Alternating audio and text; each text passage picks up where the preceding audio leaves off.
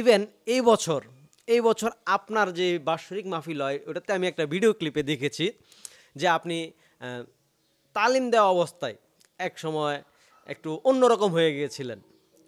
আপনি আসলে অনেকে জানতে চাচ্ছে আমার কাছে যে আসলে আপনি ওই সময় এরকম করার আপনার হালতটা কী ছিল, আর আপনি কি জ্ঞানে ছিলেন কিনা, বা অনেকে বলছে আপনি নবীজিকে দেখেছেন, এটা আসলে বিষয়টা কি?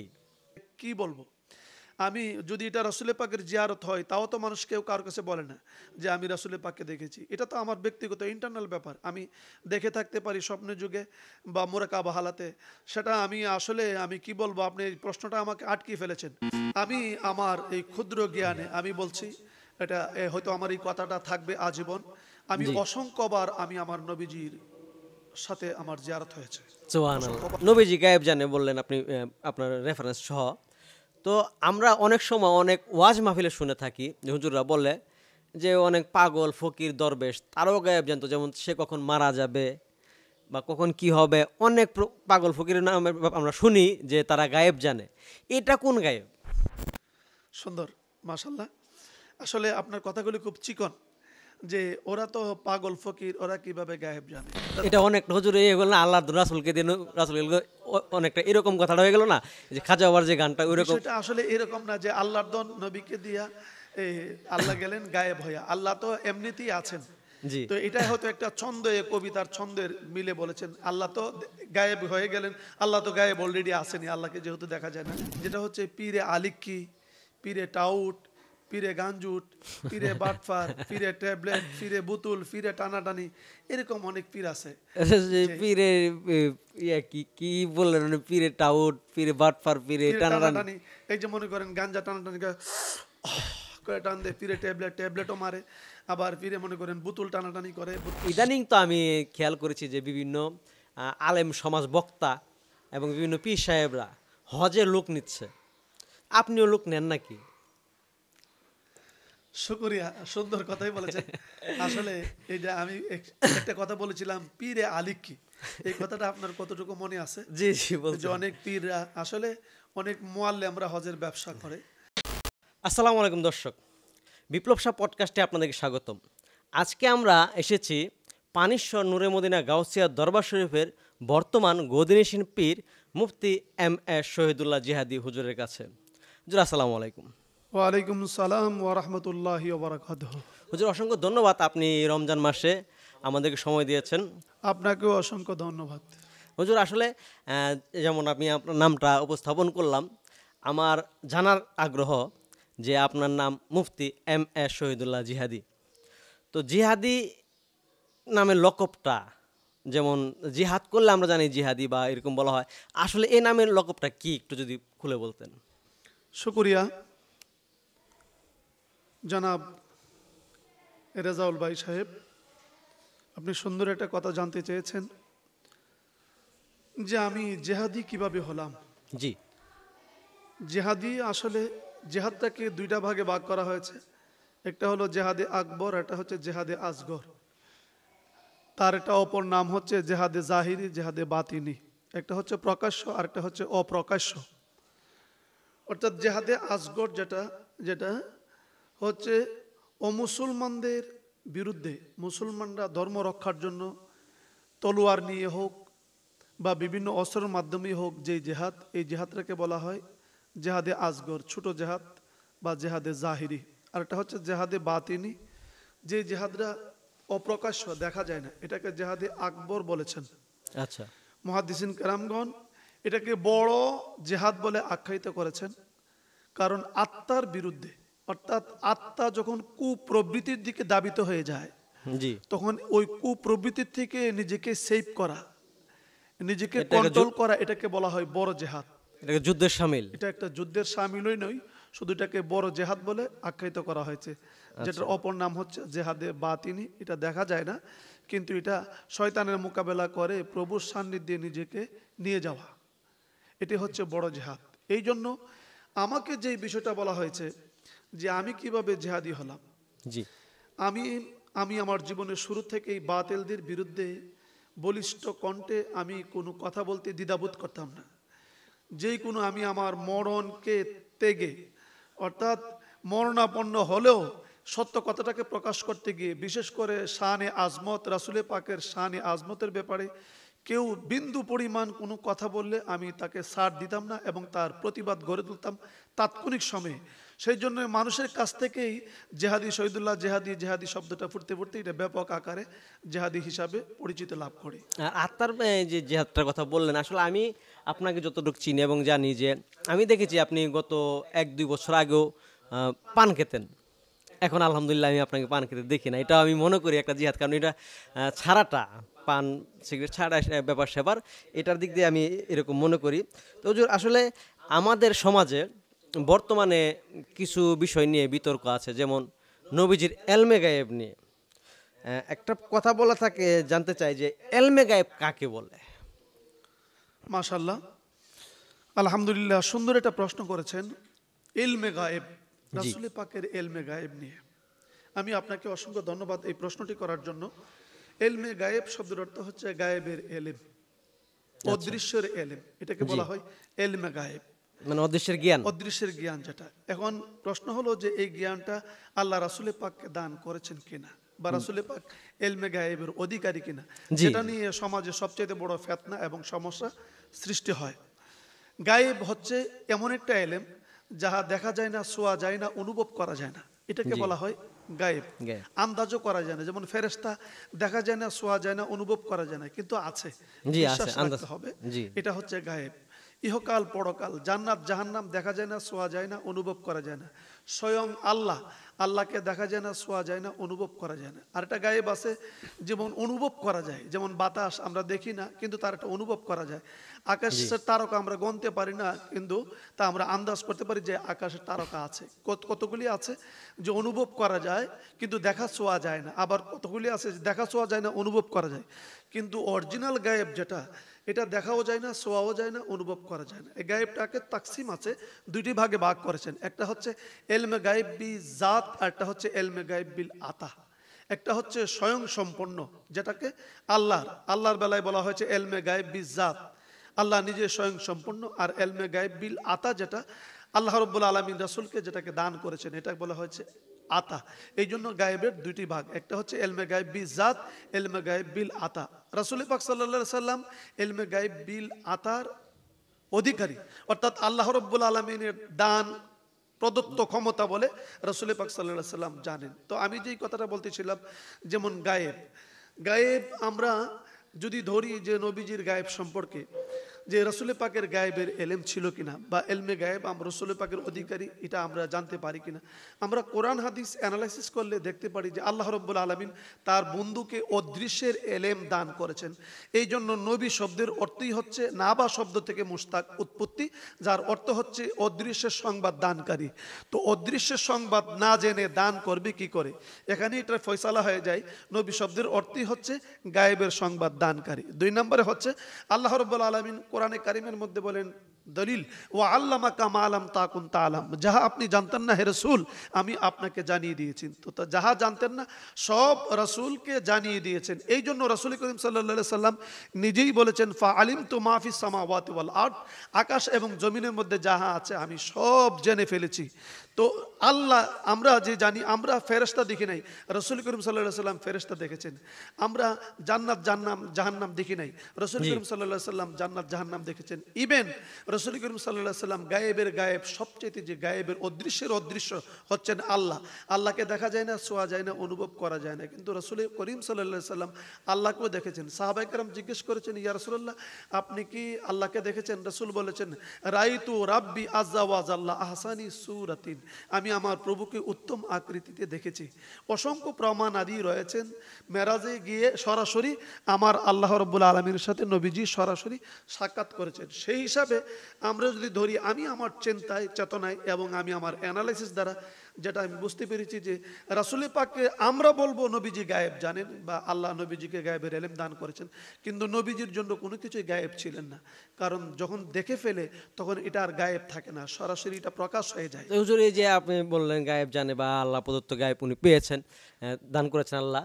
তো মা আয়েশার ব্যাপারে একটা ঘটনা আছে, এটা অবশ্যই আপনি জানেন। আমি ইঙ্গিত দিচ্ছি যে মা আয়েশার ব্যাপারে একটা অভিযোগ উঠেছিল। এই ব্যাপারে নবীজি নীরব ছিলেন। এই ব্যাপারে যদি গায়েব জানতেনই, কথা জি এটা ভাইজান সুন্দর একটি কথা বলেছেন যে অনেকেই এই কথাটা তুলে, জি কিন্তু জি এখানে একটা প্রশ্ন হলো, যেখানে সরাসরি দলিল একাতেই দলিলের জন্যে কোরআন এবং হাদিস দ্বারা যদি অকাট্য দলিল দ্বারা যদি প্রমাণিত হয়, তাহলে তার পক্ষে দ্বিতীয় যে কোনো যুক্তি গ্রহণযোগ্য নয়। এটা উলামায়ে কেরামগণ করতে পারে না, সাধারণ মানুষ করতে পারে। কিন্তু আমাদের দেশে কিছু জালেমরা আছে, যারা আলেম নামে জালেম, তারা নিজেরাই করে। যেমন কোরআনে কারিমে আমার আল্লাহ রব্বুল আলামিন বলেন, এখানে আমার সামনে বুখারী শরীফের একটা বাংলা আছে।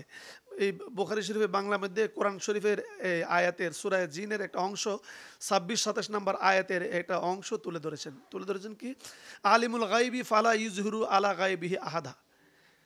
তো এতটুকু পর্যন্ত যে আলিমুল গাইবি ফালা ইজহুরু আলা গাইবি আহাদা, গায়েবের এলেম আল্লাহ কাউকে দান করে নাই, বা আল্লাহ এই গায়েবের এলেমটা কাউকে দেয় নাই। আলিমুল গাইবি ফালা ইজহুরু প্রকাশ করে নাই আলা গাইবি হাদা।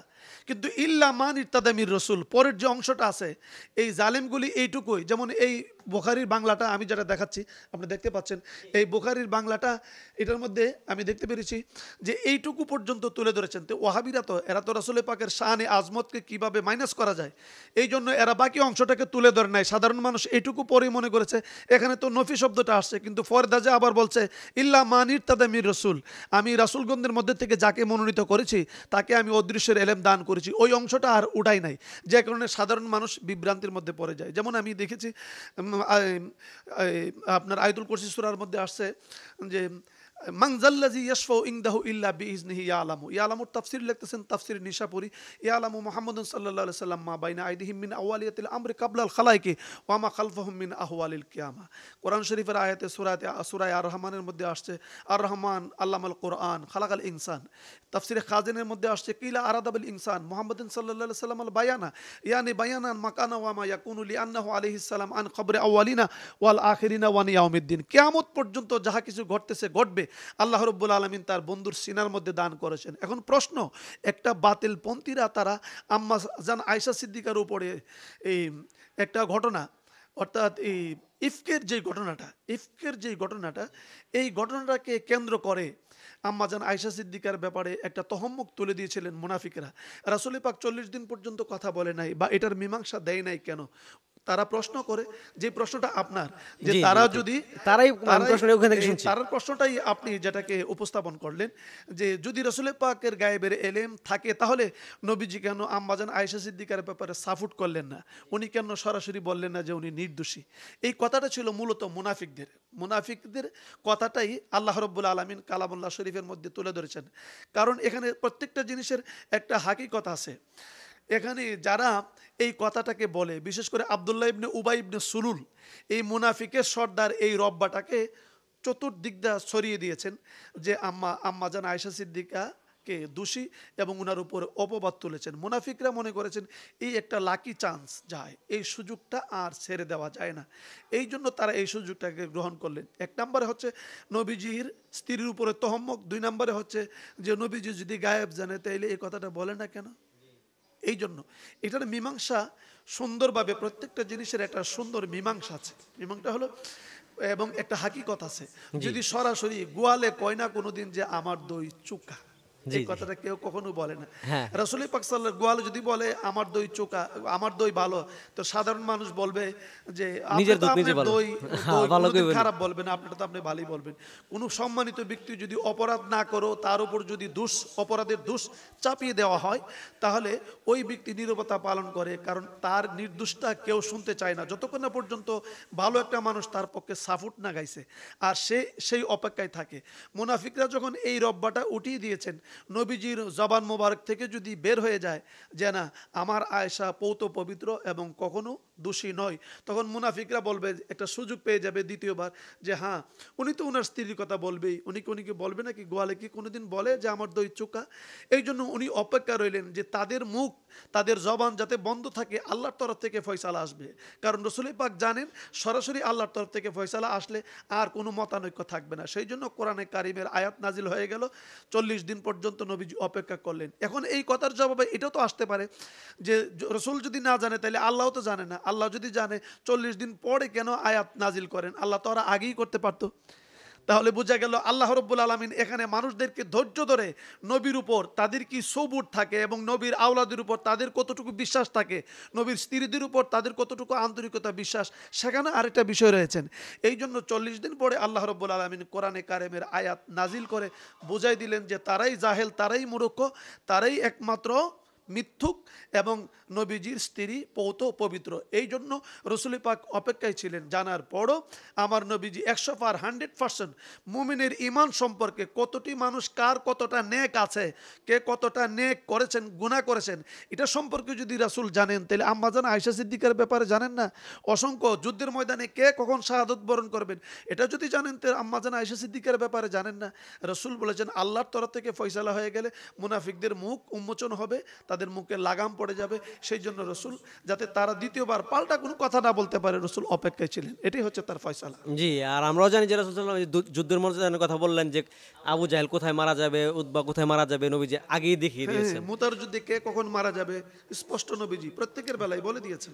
আচ্ছা, গায়েবের বিষয়টা হচ্ছে যে গায়েব বললেন যে দুই প্রকার, আল্লাহ প্রদত্ত জাত জাত জাত এলমে গায়েব গায়েব যেটা, জাত, যেটা আল্লাহর জন্য খাস। যেটা আল্লাহর জন্য খাস। অনেকে বলে যে নবীজি গায়েব জানে না, আল্লাহ গায়েব জানে। আচ্ছা, আমার এখানে প্রশ্ন, আল্লাহ গায়েব জানে কিভাবে? আল্লাহ তো গায়েবের মালিকই, তাই না? হ্যাঁ, এখানে সুন্দর একটা কথা। আসলে আল্লাহ গায়েব জানে বলতে গেলে বোঝা গেল যে আরেকজন জানেনওয়ালা আছেন, জি, না হলে উনি জানেন কেমনে? আল্লাহ তো স্বয়ং সম্পূর্ণ, আল্লাহ তো কারো মুখাপেক্ষী নন। সেই জন্য এই কথাটাও আরেকটা বোকামির পরিচয়। আল্লাহ গায়েব জানে, আল্লাহ তো স্বয়ং গায়েবের মালিক। মালিক তো গায়েবের মালিক যিনি, ওনার উপরে জানা না জানা এটা জেহালিয়ত ছাড়া আর কোনো কিছুই নয়। এখানে সাধারণ মানুষকে বোঝানোর জন্য এই কথাটা বলা হয় যে আল্লাহ জানে, কিন্তু আল্লাহর জন্য তো কোনো কিছু গায়েব না, সব কিছু তো প্রকাশ। যিনি খালেক, সৃষ্টিকর্তা, যিনি সৃষ্টি করেছেন অল এভরিথিং, যিনি অল মানে অলরাউন্ডার জি। যাকে বলা হয়, তো সেখানে জানা না জানা কোনো প্রশ্নই আসতে পারে না। আচ্ছা, এখানে আমার আরেকটা প্রশ্ন যে নবীজি গায়েব জানে বললেন আপনি, আপনার রেফারেন্স সহ। তো আমরা অনেক সময় অনেক ওয়াজ মাহফিলে শুনে থাকি যে হুজুররা বলে যে অনেক পাগল ফকির দরবেশ তারাও গায়েব জানতো, যেমন সে কখন মারা যাবে বা কখন কি হবে। অনেক পাগল ফকিরের নামে আমরা শুনি যে তারা গায়েব জানে। এটা কোন গায়েব? সুন্দর, মাশাল্লাহ। আসলে আপনার কথাগুলি খুব চিকন, যে ওরা তো পাগল ফকির, ওরা কিভাবে গায়েব জানে?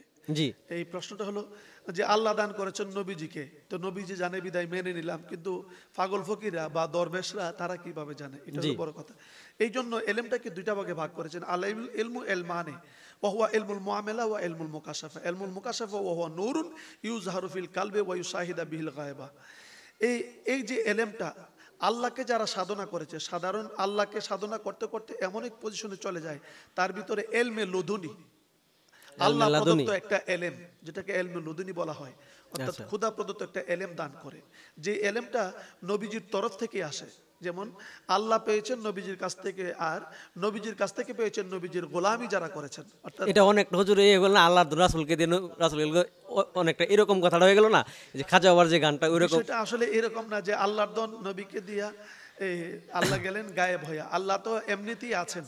জি, তো এটাই হয়তো একটা ছন্দ, কবিতার ছন্দের মিলে বলেছেন আল্লাহ তো গায়েব হয়ে গেলেন, আল্লাহ তো গায়েব অলরেডি আসেনি, আল্লাহকে যেহেতু দেখা যায় না। আল্লাহর দন রসুলের দন খাজা পায়া। হ্যাঁ, রসুলের দন শুধু খাজা নয়, রসুলের পাকের এলেমটা তামাম জগতের এলেম যদি একত্রিত করে, যা নবীজির সিনার মধ্যে আমার আল্লাহ রব্বুল আলামিন দান করেছেন, এর এক ফোঁটা নবীজির তরফ থেকে যে এক ফোঁটা এলেম, যেটাকে এলমে লুদুনি বলা হয়, এই এলমে লুদুনি যারা পেয়েছেন ওই এলেমটাকে কাশফের এলেম বলা হয়। এটা কাশফের মাধ্যমে অর্জিত হয় এবং এটা অনেক সাধনার পরে, অনেক তেকিকা, অনেক সাধনার পরে সেই এলেমটা অর্জন হয়। এই এলেমটা যখন অর্জন হয়ে যায়, হইলে এটা যখন প্রকাশ হয়ে যায়, এটাকে বলা হয় কেরামত। যে বিভিন্ন সময় এক জায়গায় বসে তামাম জগতের খবর নেওয়া। যেমন হাজী আমদাদুল্লাহ মুহাজিরে মক্কি ২৫০০ মাইল দূর থেকে তার মুরিদ বিপদে পড়ে গেছে, ২৫০০ মাইল থেকে দূর থেকে সে দেখেছে এবং সরাসরি ওখানে গিয়ে সাহায্য করেছেন। আল ইফাজাতুল ইয়াউমিয়া, আল ইফাজাতুল ইয়াউমিয়া কিতাবের ৪৩৫ পৃষ্ঠার মধ্যে, এবার কেরামতে এমদাদিয়ার শুধু ৩৫ পৃষ্ঠার মধ্যে, এবং আশাফ আলী তানবী, রশিদ আহমদ গাঙ্গোহী, খলিল আহমদ আম্বটবি এবং অসংখ্য এরকম, তাদের মধ্যেও বেলা দেখা যায় যে যারা এটাকে নিয়ে এলজাম করে বা বিতর্ক করে বা মানতে চায় না, দেখা গেছে তাদের পূর্বপুরুষও যারা আছে এরকম কিছু আশ্চর্য ঘটনা, যেটা আমরা সাধারণ দৃষ্টিতে গায়েবের এলেম বলে দেখি বা অদৃশ্যের এলেম বলে, এটাও দেখা যায়। মূলত যেই কথাটা হচ্ছে হচ্ছে যদি আল্লাহ এবং রাসূলের পক্ষ থেকে এবং পুরাপুরিভাবে নবীজির গুলামি করে সাধনার মাধ্যমে যেই এলেমটা অর্জন হয় এটাকে বলা হয় এলমে লদুনি। এই এলমে লদুনি দ্বারা কাশফের এলেম দ্বারা এক জায়গায় বসেই তামাম পৃথিবীর খবর নেওয়া যায়। এটাও এক প্রকার অদৃশ্যের এলেম, গায়েবের এলেম। আর যদি কোনো ব্যক্তি ইসলামকে সম্পূর্ণ তুচ্ছ করে ভিন্ন ধর্ম অবলম্বন করে, দেখা যায় অনেক সময় অদৃশ্যের ঘটনা ঘটায়, বোঝা গেল জাদু মন্ত্র তন্ত্র মন্ত্র দ্বারা হয়। কিন্তু আল্লাহ রাসূলকে সাধনার মাধ্যমে যেই অদৃশ্য এলেমটা আসে এটা হচ্ছে কাশফের এলেম, যেটাকে এলমে লদুনি বলে সমস্ত ফুকাহাবিদগণ, বিশেষ করে সমস্ত সুফিবিদগণ উল্লেখ করেছেন। তার মানে অনেক দরবেশ পাগল ফকির পাগল ওনারা ফকির, গায়েব জানতে এখানে পারে। পাগল ফকির বলতে একটা হচ্ছে সালেক আর একটা হচ্ছে মাজুফ। অলিদের মধ্যেও তাকসিম আছে, ভাগাভাগ আছে, যে একটা হচ্ছে এই মাজুফ আর একটা হচ্ছে সালেক। যারা সংসার থেকে, তাদেরকে পাগল ফকির বলা হয়। সংসারে দাঁড় দাঁড়ে না, কে ভালো বললো কে মন্দ বললো ওইদিকে তাদের কোনো চিন্তা দুনিয়ার ধারণা খবর নাই। নাই। আরটা হচ্ছে সালেক, তারা শরীয়তের সব কিছু পুঙ্খানুপুঙ্খানুভাবে পালন করার পরেও নীরবে নির্জনে মাবুদকে সাধনা করে গভীর থেকে গভীরে গিয়ে পৌঁছে আমার মাবুদের কাছ থেকে এমন কিছু তত্ত্ব এলেম অর্জন করেছেন যা দ্বারাও সে কাশফের এলেমের মাধ্যমে অনেক কিছু বলতে পারে। এটা সালেকদের বেলায়। আর মাজুবদের বেলায় সে ডাইরেক্টলি, তার কাছে কোনো পর্দা থাকে না। আল্লাহ এবং বন্দার মধ্যে যে পর্দাটা থাকে, আমার আল্লাহ এই পর্দাটা পর্যন্ত উঠে নিয়ে বন্দা ডাইরেক্টলি মাবুদের হয়ে যায় আর মাবুদ বন্দার হয়ে যায়। আচ্ছা হুজুর, এটা বুঝলাম। তো আরেকটা বিষয় আছে যে হাজির নাজির, এই হাজির নাজির বিষয়টা কি একটু যদি পরিষ্কার করে বলতেন। মাশাআল্লাহ, আপনার এই প্রশ্নগুলি খুব সুন্দর। যে হাজির নাজের যে প্রশ্নটা, হাজির নাজের, হাজির শব্দের অর্থ হচ্ছে উপস্থিত, নাজের অর্থ হচ্ছে দৃষ্টিপাত। এখানে আমি এখান থেকে তো যদি ব্রাহ্মণবাড়িয়া শহর দেখি, এই দৃষ্টিপাতটাকে নাজের বলা হয় না। অর্থাৎ উপস্থিত হওয়ার পরে এই উপস্থিত গণ্ডির ভিতরে যতটুকু পর্যন্ত আমার দেখতে পাই। কর্মক্ষমতা চলে, আমি উপস্থিত গণ্ডির ভিতরে দেখি, কিন্তু আমার ক্ষমতাও চলবে যে আচ্ছা। বস উঠ এখান থেকে চলে আয়। অর্থাৎ যতটুকু পর্যন্ত আমার কর্মক্ষমতা চলে এটাকে বলা হয় নাজির। আর হাজির অর্থ জায়গায় উপস্থিত থাকা। এখন দেখা গেছে যে আমি এখান থেকে যদি এই নরসিংদী দেখি, তাহলে এটার জন্য নাজির না, এখন তো আমার কোনো কর্মক্ষমতা চলবে না। আমার কর্মতা আমার গণ্ডির ভিতরে চলবে। তো যতটুকু পর্যন্ত গণ্ডির ভিতরে ক্ষমতা চলে এটাকে বলা হয় নাজির। আর উপস্থিত হচ্ছে যতটুকু পর্যন্ত আমি যে জায়গায় উপস্থিত আছি এটাকে হচ্ছে হাজির। আরবিতে বলা হয় হাজির এবং নাজির। তো নবীজি হাজির এবং নাজির, এই কথাটা আমরা শুনে থাকি। এই কথাটা কেন বলা হয় আর কিসের জন্য বলা হয়? আর নবীজি যদি হাজির থাকে, অনেকে বলে দেখি না দেখি, নবীজি তো মানুষ আগে দেখতে ফেরেশতা না যে তাকে অদৃশ্য থাকবে, দেখি না কেন? এই বিষয়ে আমাদেরকে একটু বিস্তারিত যদি বলতেন। আপনার কথাটা খুব সুন্দর। রসুল পাক হাজির এবং নাজির, এটা আমাদের অনেক উলামায়ে কেরামগণ, কেউ বলে রুহানিভাবে হাজির, কেউ বলে সশরীরে হাজির। জি। আসলে এটা ইমানের ব্যাপার।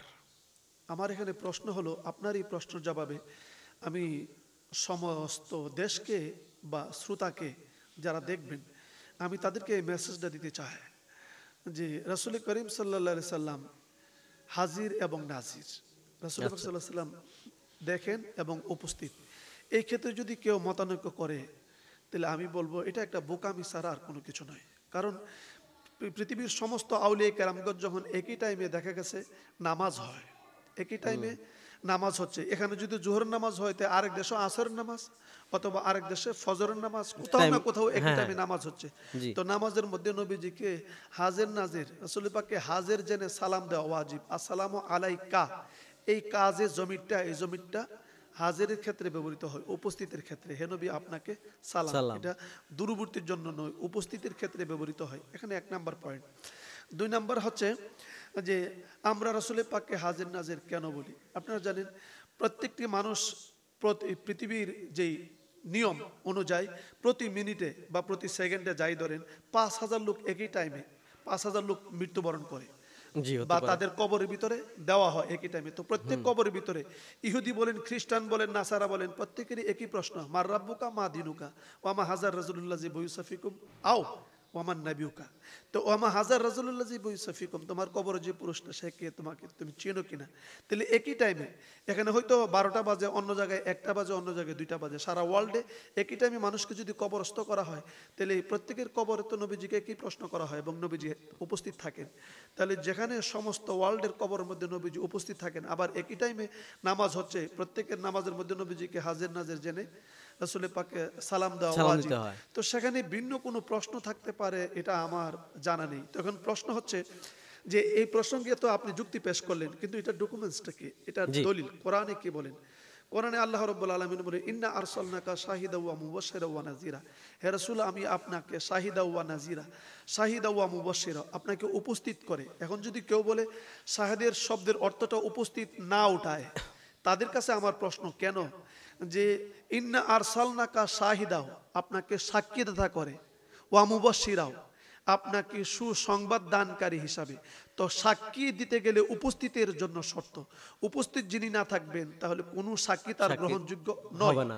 তাহলে সেই ক্ষেত্রে এই কোরআনে আয়াত দ্বারা প্রমাণ হচ্ছে যে রসুল পাককে সাক্ষীদাতা করে আল্লাহ রব্বুল আলামিন প্রেরণ করেছেন। কোরআনে কারিমের মধ্যে আল্লাহ রব্বুল আলামিন বলেন, ওয়ায়াকুনু রাসূলু আলাইকুম শাহিদা and the apostle or and the prophet is a witness about yourself. এই আয়াতের ব্যাখ্যায় তাফসিরে আজিজের মধ্যে লেখেন, उस आयत के मताहत जो इबारत है उनकी उर्दू तर्जमा ये है कि हुजूर पूर नूर सल्लल्लाहु अलैहि वसल्लम अपने नूर नबूवत की वजह से हर दीनदार को दीन जानते हैं। उस दीनदार दीन किस दर्जे तक पहुंचाया और उनके ईमान की हकीकत क्या है कि हुजूर पूर नूर सल्लल्लाहु अलैहि वसल्लम अपने नेक अमल बद अमल सब कुछ जानते हैं, हिंद उनके गवाही देते हैं, ভালো মন্দ সব কিছু আল্লাহ নবী জানেন এবং সাক্ষ্য দিবেন। তো সাক্ষ্য যদি দেয় তাহলে রাসূল পাক প্রত্যেকটি মানুষের কাছে থাকেন, উপস্থিত, হাজির। এখন যেমন কাদের মধ্যে ফেরেশতারা আছে, জি, এরা সাক্ষী দিবে, লিখতেছেন। এখন কোরআনে কারিমের মধ্যে আসছে আল্লাহ রাব্বুল আলামিন বলেন, আন-নাবিয়্যু আওলা বিল মুমিনিনা মিন আনফুসিহিম। তো আওলা বা মানা আকরা, শুধু এটা আমরা নই, দেওবন্দ মাদ্রাসার প্রতিষ্ঠাতা কাসেম নানতুবি একখানা কিতাব লিখেছেন তাহজিরুন নাস। তাহজিরুন নাসের 10 ও 11 পৃষ্ঠার মধ্যে লিখছেন, আওলা বা মানা আকরা, নবীজি মুমিনের অন্তরের চাইতে আরো নিকটে। যেখানে এখানে একটা কয়েদ লাগাইছে শর্ত, নবীজি আওলা বা মানা আকরা, কতটুকু? বিল মুমিনিনা, কার জন্য? মুমিনদের জন্য। তাহলে মুমিন অবশ্যই আকীদা রাখতে হবে নবীজি হাজির, কারণ বিল মুমিনিনা। তাহলে আর যারা বেঈমান, যারা কাফের, তারা হাজির নাজির নাও মানতে পারে, যেহেতু এখানে কয়েদ লাগাইছে মুমিন। তাহলে মুমিন যদি অস্বীকার করে, আমার মনে হয় তার মুমিনিয়তের মধ্যে, ইমানের মধ্যে ঘাটতি আছে। না হলে কোনো মুমিন নবীজিকে হাজির নাজির না উপস্থিত থাকতে পারে না, এটা কোনো মুমিন এটাকে কখনো মেনে নিতে পারে না। কারণ সর্বকালে সর্বযুগের জন্য নবীজি হাশরের ময়দানে উম্মতকে সাক্ষ্য দিবেন। তো সাক্ষ্য যদি দেয় তাহলে প্রত্যেকটি উম্মত কি করে না করে, শুধু এটাই নয়, শাফা শরীফের মধ্যে আসছে দলিল, ওয়া ইল্লাম ইয়াকুন ফি বাইতি আহাদুন ফাকুলি আসসালামু আলাইকা আইয়ুহান নবী ওয়া রাহমাতুল্লাহি ওয়া বারাকাতুহু। যেই ঘরের ভিতরে কেউ নাই, ওই ঘরের ভিতরে ঢোকার সময় রাসূলকে সালাম দিয়ে ঢুকো। এবারতের ব্যাখ্যায় সরে শাফার মধ্যে লেখেন আল্লামা মোল্লা আলী কারি, লিআন্নাহু রূহান নবী আলাইহিস সালাম হাজিরুন ফি বুয়ুতি আহলিল ইসলাম। আমি যদি দলিল দিতে থাকি জি, একের পর বুঝতে- এক অসংখ্য দিতে আমি বুঝতে পারতেছি, আমি দলিলের দিক দিয়ে যাচ্ছি না আসলে হুজুর। আর এই যেটা আমাকে অল্প অল্প বললে হবে, কারণ আপনি যে জ্ঞানের ভান্ডার আমি দেখতে পাচ্ছি আপনার সাথে কথায় 2 দিন আর 3 দিনে শেষ হবে না। তো হুজুর, এই যে আমি এই যে নবীজি হাজির নাজির বিষয়টা ছিলাম, তো অনেকে তো দাবি করে বা অনেকে বলে যে নবীজিকে দেখেছে। ইভেন এই বছর আপনার যে বাৎসরিক মাহফিল হয় ওটাতে আমি একটা ভিডিও ক্লিপে দেখেছি যে আপনি তালিম দেওয়া অবস্থায় এক সময় একটু অন্যরকম হয়ে গিয়েছিলেন। আপনি আসলে অনেকে জানতে চাচ্ছে আমার কাছে যে আসলে আপনি ওই সময় এরকম করার আপনার হালতটা কি ছিল, আর আপনি কি জ্ঞানে ছিলেন কিনা, বা অনেকে বলছে আপনি নবীজিকে দেখেছেন, এটা আসলে বিষয়টা কি? সুবহানাল্লাহি বিহামদি সুবহানাল্লাহ আজিম। রেজাউল ভাই সাহেব, আপনার এই প্রশ্নটা খুব মর্মান্তিক এবং এটা আসলেই প্রশ্নটা সহজ, কিন্তু উত্তর দেওয়াটা আমার জন্য অনেকটাই মানে কঠিন।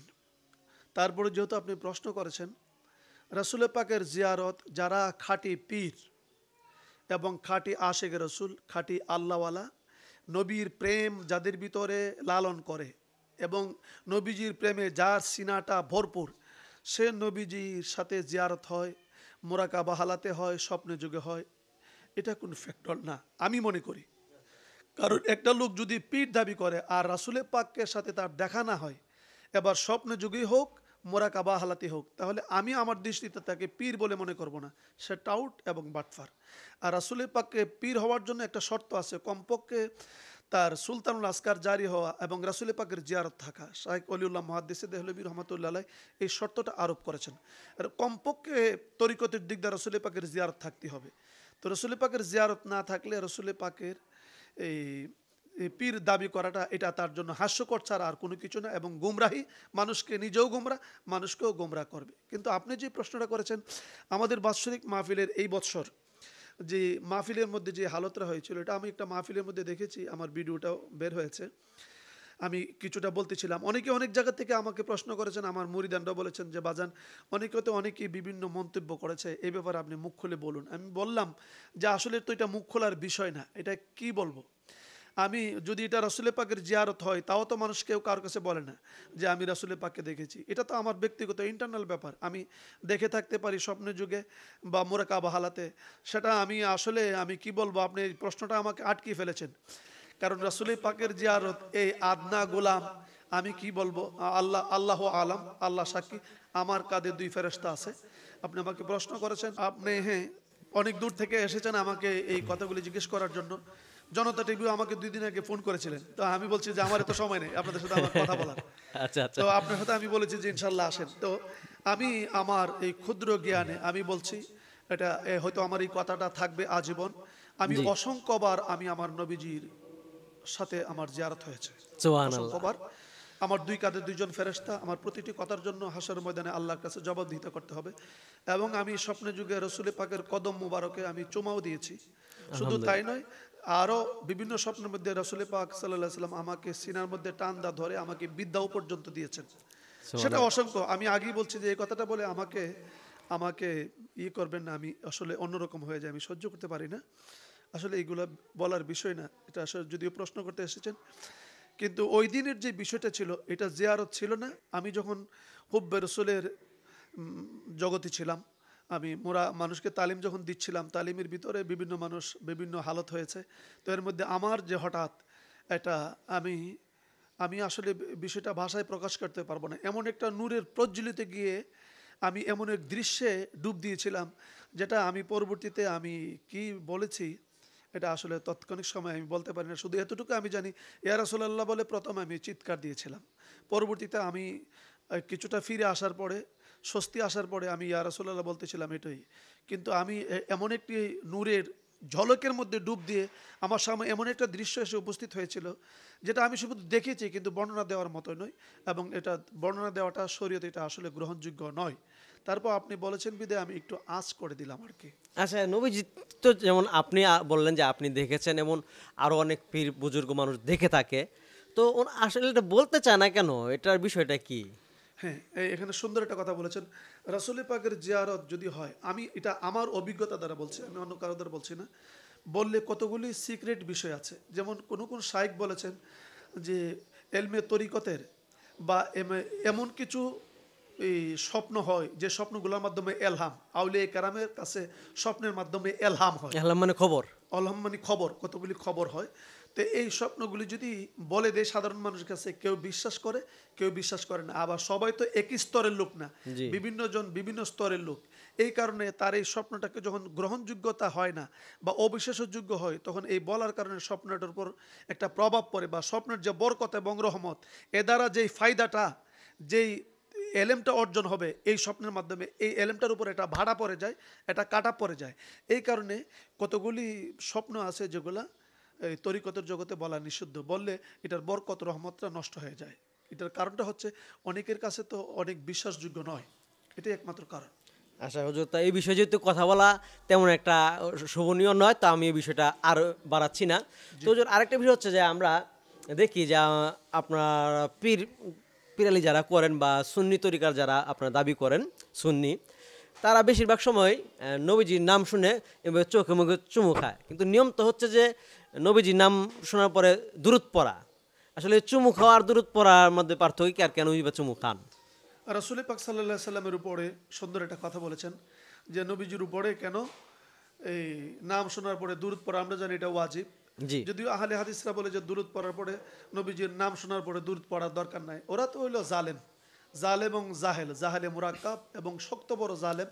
এই ইসলামকে ধ্বংস করার জন্য আহলে হাদিসই যথেষ্ট। আমি এদেরকে বলতেছি না, এদেরকে আমি গণা তো কখনো ধরি না, না ফরমান এবং জন্মগতভাবে দোষী। তো এখন প্রশ্নটা হচ্ছে যে চুমু যে খায়, দুরূদ তো আমরা সবাই পড়ি, কিন্তু চুমু খাই কেন? চুমু খানোর ব্যাপারে এখানে তফসিরে জালালাইন শরীফ আমার সামনে আছেন, এখানে তফসিরে জালালাইন শরীফের 357 নম্বর পৃষ্ঠায় 13 নম্বর হাসিয়ায় তার হাকিকত বয়ান দিচ্ছেন। 13 নম্বর হাসিয়ায় মানে ব্যাখ্যার মধ্যে সৈয়দনা আবু বকর সিদ্দিক রাদিয়াল্লাহু তাআলা আনহু বলেন যে আমি নবীজির নাম মুবারক শোনার পরে কুররাতে আইনি বিকা ইয়া রাসূলুল্লাহ বলে আমি চুমু খেতাম।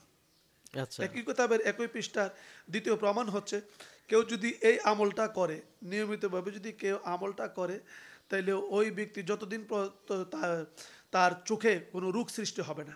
তারপরে আপনারা দেখতে পাচ্ছেন, অবশ্যই আপনি দেখতে পাচ্ছেন যে আমার পিছনে ফতোয়ায়ে স্বামী এখানে আছে। জি জি, অনেক কিতাব দেখতে পাচ্ছি। ফতোয়ায়ে স্বামী আছে, ফতোয়ায়ে স্বামীর জিলদে আউয়াল, ফতোয়ায়ে স্বামীর যে প্রথম খণ্ড, সম্ভবত আমি আমার খেয়াল নাই, সম্ভবত ফতোয়ায়ে স্বামীর 3য় খণ্ড না প্রথম খণ্ড জানি। আচ্ছা, যে কোনো একটা খণ্ডে আছে ফতোয়া স্বামীতে। হ্যাঁ, 370 পৃষ্ঠায়, 370 পৃষ্ঠায় এই প্রমাণটা আসছে যে কোনো ব্যক্তি যদি নবীজি পাকের নাম মোবারক নেওয়ার পরে টুটে এবং মুখের মধ্যে লাগাইয়া চুমু খায়, কুরাতে আইনি বিকা ইয়া রাসূলুল্লাহ বলে টুটে এবং চোখের মধ্যে মালিশ করে বা মানে এটা কি কুরাত আইনি বিকা ইয়া রাসূল, এটা কি দোয়া? দোয়া কুররাতি আইনি বিকা ইয়া রাসূলুল্লাহ, এটা বলে ঠুটে এবং চোখের মধ্যে যদি মালিশ করে, তো রাসূল পাক সাল্লাল্লাহু আলাইহি সাল্লাম বলেন যে ওই ব্যক্তিটা হাশরের ময়দানে নবীজির পিছনে করে তাকে জান্নাতে নিয়ে যাবেন। ওই ব্যক্তির জন্য তার এই আমলের কারণে, ওই আমলের কারণে আমার নবীজি তাকে জান্নাতের পিছনে করে নিয়ে যাবেন। নবীজি জান্নাতীদের কাতারের মধ্যে খাড়া করে দিবেন। আচ্ছা, জান্নাতি লোকদের কাতারের মধ্যে ওই ব্যক্তিকে দাঁড় করাই দিবেন শুধু এই আমলটার কারণে। তো যারা বলে যে এটার কোনো কিতাব নাই, প্রমাণাদি নাই, ভিত্তি নাই, আমি মনে করি ওরা আসলে পড়াশোনা করে না। উস্তাদে যদ্দূর পড়াই দিছে ওই পড়ার উপরেই সীমাবদ্ধ, বাকিটা তারা পড়াশোনা করে না। উস্তাদ তো সব কিছু পড়ে না, উস্তাদে 86 তার 6টা কিতাব পড়ায়, এরপর তো আরো হাজার হাজার হাদিসের গ্রন্থ আছে, তো এগুলা কে পড়বে? আর সিয়াসতে তো সবগুলা পড়ে না, কারণ সিয়াসতের মধ্যে তো অসংখ্য দলিল দিলা আছে। তার মানে আপনি বলতে চাচ্ছেন যে এটা একটা দোয়া পড়ে তারপরে এটা চোখে মুখে চুমু খাওয়া, চুমু যদি খায়, হ্যাঁ, তাইলে এটা ভালো লক্ষণ, ভালো দিক। লক্ষণ কি নবীজি বলছেন তাকে জান্নাতের কাতারে তাকে শামিল করে দিবেন। জি, তার মানে দুরূদ শরীফের পাশাপাশি আমরা এটা করতে পারি, এই তো মূল উদ্দেশ্য। আচ্ছা, আপনি একটু আগে আরেকটা কথা আপনি বলেছিলেন যে নবীজি হাজির নাজির ব্যাপারে গিয়ে কথাটা আমি আবার আসছি যে আসসালামু আলাইকা নামাজে বলতে হয় নবীজিকে। তা আমরা তো সাধারণত সালাম দিই আসসালামু আলাইকুম, সবাই আসসালামু আলাইকুম বলি। যেমন আপনারা দুরূদে পড়তে শুনেছি যে আসসালামু আলাইকা নবীজিকে বলা হয়, নামাজে বলা হয় আসসালামু আলাইকা। তে কুম আর কা, এই যে দুইটা বিষয়, আমাদের বেলায় কুম, নবীজির বেলায় কা, এটার ব্যাপারটা কি? হ্যাঁ দাদা, আসলে আপনি সুন্দর একটা কথাই বলেছেন। প্রত্যেকটি কথাই মানে যুক্তিযুক্ত, এবং যারা মুখালেফরা যারা এটাকে উত্থাপন করে মানুষদেরকে বিভ্রান্তি করায়। এখানে কুম এবং কা, অর্থাৎ কুম বহু বচন অধিকাংশের ক্ষেত্রে ব্যবহৃত হয়, আর কা হচ্ছে এক বচন, আচ্ছা, এই এককের ক্ষেত্রে ব্যবহৃত হয়, একজন। তো এখন আপনার যে মূল প্রশ্নটা হচ্ছে যে নবীজি তো একজন, নবীজি একজনের বেলায় নবীজির ক্ষেত্রে কা শব্দটা কেন ব্যবহৃত হয়, ওনার উনি এই কুম শব্দটা কেন ব্যবহৃত হয়? জি, কুম সালাতুন ইয়া রাসূলুল্লাহ আলাই কুম বলে এই ক্ষেত্রে। আচ্ছা, যে আপনার প্রশ্নটা, আর প্রশ্নটা হলো যে নবীজির ক্ষেত্রে কা কেন ব্যবহৃত করা হয়? আচ্ছা, কুম আমাদের বেলায় কুম, আমরা যেহেতু আমাদের বেলায় এটা কুমই হবে, এটা গ্রামার আর্টিকেল অনুযায়ী। আর নবীজি তো একজন, এককের ক্ষেত্রে কা শব্দটা ব্যবহৃত করা হয়। যদি আপনার যে মূল প্রশ্নটা ছিল যেটা আমি বুঝতে পেরেছি যে নবীজি তো একজন, কিন্তু সালাতুন ইয়া রাসূলুল্লাহ আলাই কুম কেন বলা হয়? এখন তো নবীজি একজন, এখন তো বহু বচন কেন ব্যবহার করা হলো? এটা হচ্ছে আপনার মূল কথাটা। না, এটা হয়তো আপনি বুঝে নিয়েছেন, কিন্তু আমার মূল কথা এখানে না। ওইটার উত্তর আপনি দিবেন যেহেতু আপনি নিজের থেকে এনেছেন। আমার মূল কথা হচ্ছে এটা যে আমিও তো একজন, আমাকে তো আপনাকে সালাম দিলেন আসসালামু আলাইকুম, আমি তো আপনাকে সালাম দিলাম আসসালামু আলাইকুম। সুন্দর কথা। আপনার ক্ষেত্রে যে রাসূলের ক্ষেত্রে আমিও একজন, আমার বেলা আসসালামু আলাইকুম, নবীজির বেলা আসসালামু আলাইকা কেন? কা কেন? আমার প্রশ্ন, মূল প্রশ্ন এটা। আর আপনি যেটা সালাতুন ইয়া রাসূল, ওইটার যদি আপনি, হ্যাঁ, এটা যদি আপনি এনেছেন, তা আমি ওইটার বিষয়ে জানতে চাই। আচ্ছা, সুন্দর। এই দুটোটার মীমাংসাই, যেমন কুম এবং কা, আমাদের ক্ষেত্রে কুম আসসালামু আলাইকুম, যেটা আমরা এই জন্য বলা হয় আমি একজন, কিন্তু আমার দুই কাজে দুইজন ফেরেশতা আছে, তো কয়জন হইল? তিনজন। এই জন্য তিনজন একত্রিত হওয়ার কারণেই আমার ক্ষেত্রে কুম শব্দটা ব্যবহৃত হয়। কিন্তু মানে আমাকে যে আপনি সালাম দিলেন, আমার ফেরেশতা সহ সালাম দিয়েছেন আমার ফেরেশতা সহ, আপনি যেহেতু আপনার সংযুক্ত দুইজন ফেরেশতা আচ্ছা, সদা সর্বদাই আপনার সাথে ডিউটি করতেছেন, সেই জন্য তারাও সালামের অধিকারী। আচ্ছা আচ্ছা। সেই জন্য এই সালামটা তিনের সমন্বয়ে, অর্থাৎ আপনি এবং আসসালামু আলাইকুম মানে তিনজনকে সালামটা দিলেন, একাধিক। একাধিক। আর নবীজির বেলায় কারণ নবীজির বেলায় কারামান কাতিবিন, দুইজন ফেরেশতা, কারামান কাতিবিন দুইজন ফেরেশতা দুই নবীজির কাদের যে বেলায় ফেরেশতা। প্রযোজ্য নয়।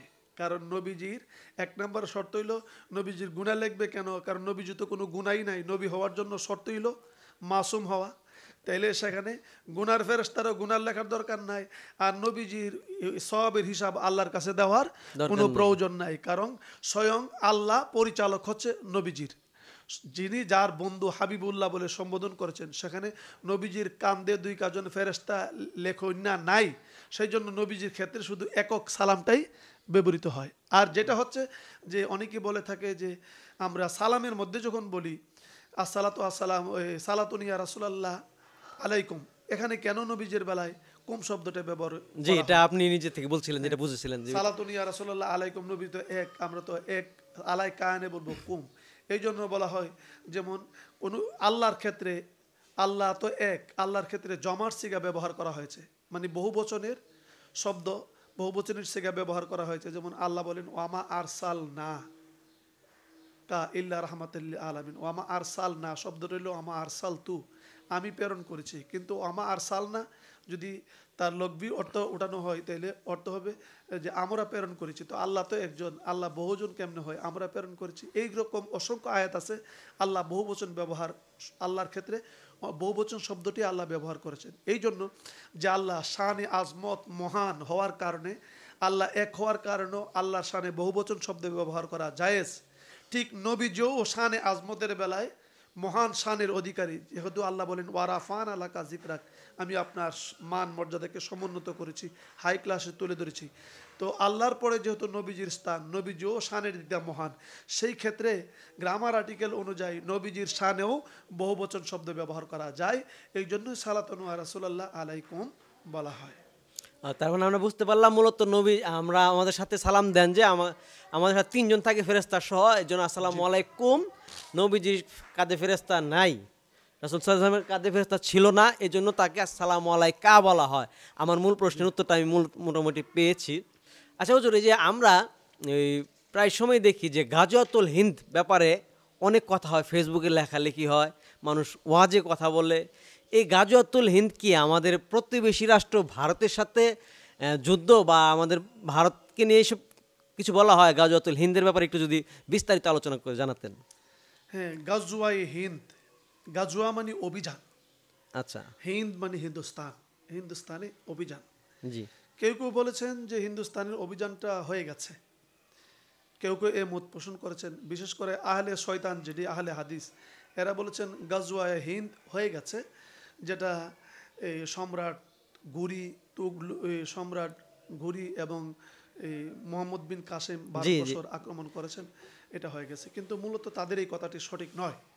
গজওয়ায়ে হিন্দ মানে হিন্দুস্তানের যে যুদ্ধ অভিযান, এটাকে বলা হয় গজওয়ায়ে হিন্দ। এ ব্যাপারে হযরত আবু হুরায়রা রাদিয়াল্লাহু তাআলা আনহু থেকে একটি হাদিস আছেন। হযরত আবু হুরায়রা রাদিয়াল্লাহু তাআলা আনহু বলেন যে নবী সাল্লাল্লাহু আলাইহি সাল্লাম বলেছেন, শেষ জামানায় মুসলমানদের সাথে হিন্দুস্তানে গজওয়ায়ে হিন্দ মানে হিন্দুস্তান, ভারতবর্ষ যেটাকে বলা হয়। তো ওই সময়ের ভারতবর্ষ, এখন তো ভারতবর্ষ আলাদা হয়েছে না। না, আমি তো ভারতবর্ষ বলতে তো আমাদের প্রতিবেশী রাষ্ট্র ভারত, ইন্ডিয়া। ভারতবর্ষ না, ভারতবর্ষটাকে বলা হয়েছে যে পাকিস্তান, বাংলাদেশ, ভারত, আরো কয়েকটা খণ্ড বিভক্ত হবে। বর্তমানে ভারত, পাকিস্তান, বাংলাদেশ এই তিনটা মিলে ছিল 12 উপমহাদেশ। রসুল পাক যে সময় বাণীটা দেয় তখন তো একটা দেশ ছিল, ভারত উপমহাদেশ। আচ্ছা আচ্ছা। রসুল করিম সাল্লাল্লাহু আলাইহি ওয়াসাল্লাম তো হিন্দুস্তান বলতে সবগুলাকেই বুঝাইছে। বোঝানো হয়েছে। তো সেই হিসাবে হযরত আবু হুরায়রা বলেন যে হিন্দুস্তানে, অর্থাৎ মুসলমান ও মুসলমান মধ্যে যে যুদ্ধটা হবে, এটাকে গজওয়ায়ে হিন্দ বলে উল্লেখ করা হয়েছে ঐতিহাসিকগণ। গজওয়ায়ে হিন্দ এটা রসুল পাক সাল্লাল্লাহু আলাইহি ওয়াসাল্লাম বলেছেন।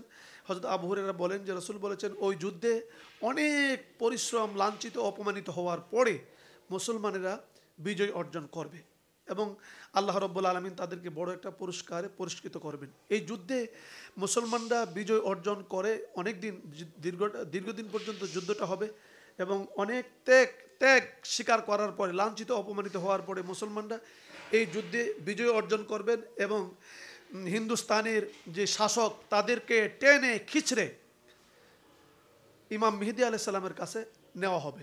এবং ইমাম মেহেদী আলাইহিস সালামের পূর্ব মুহূর্তে গজওয়ায়ে হিন্দ, যেটা হিন্দুস্তানের যুদ্ধটা অনুষ্ঠিত হবে এবং এটা গিয়ে সমাপ্ত হবে ইমাম মেহেদী আলাইহিস সালাম পর্যন্ত, এবং ইমাম মেহেদী আলাইহিস সালামের কাছে তারা গিয়ে সমাবেত হবেন। তার মানে গাজওয়াতুল হিন্দ যেটা, এটা ইমাম মেহেদীর সাথে সম্পর্কিত।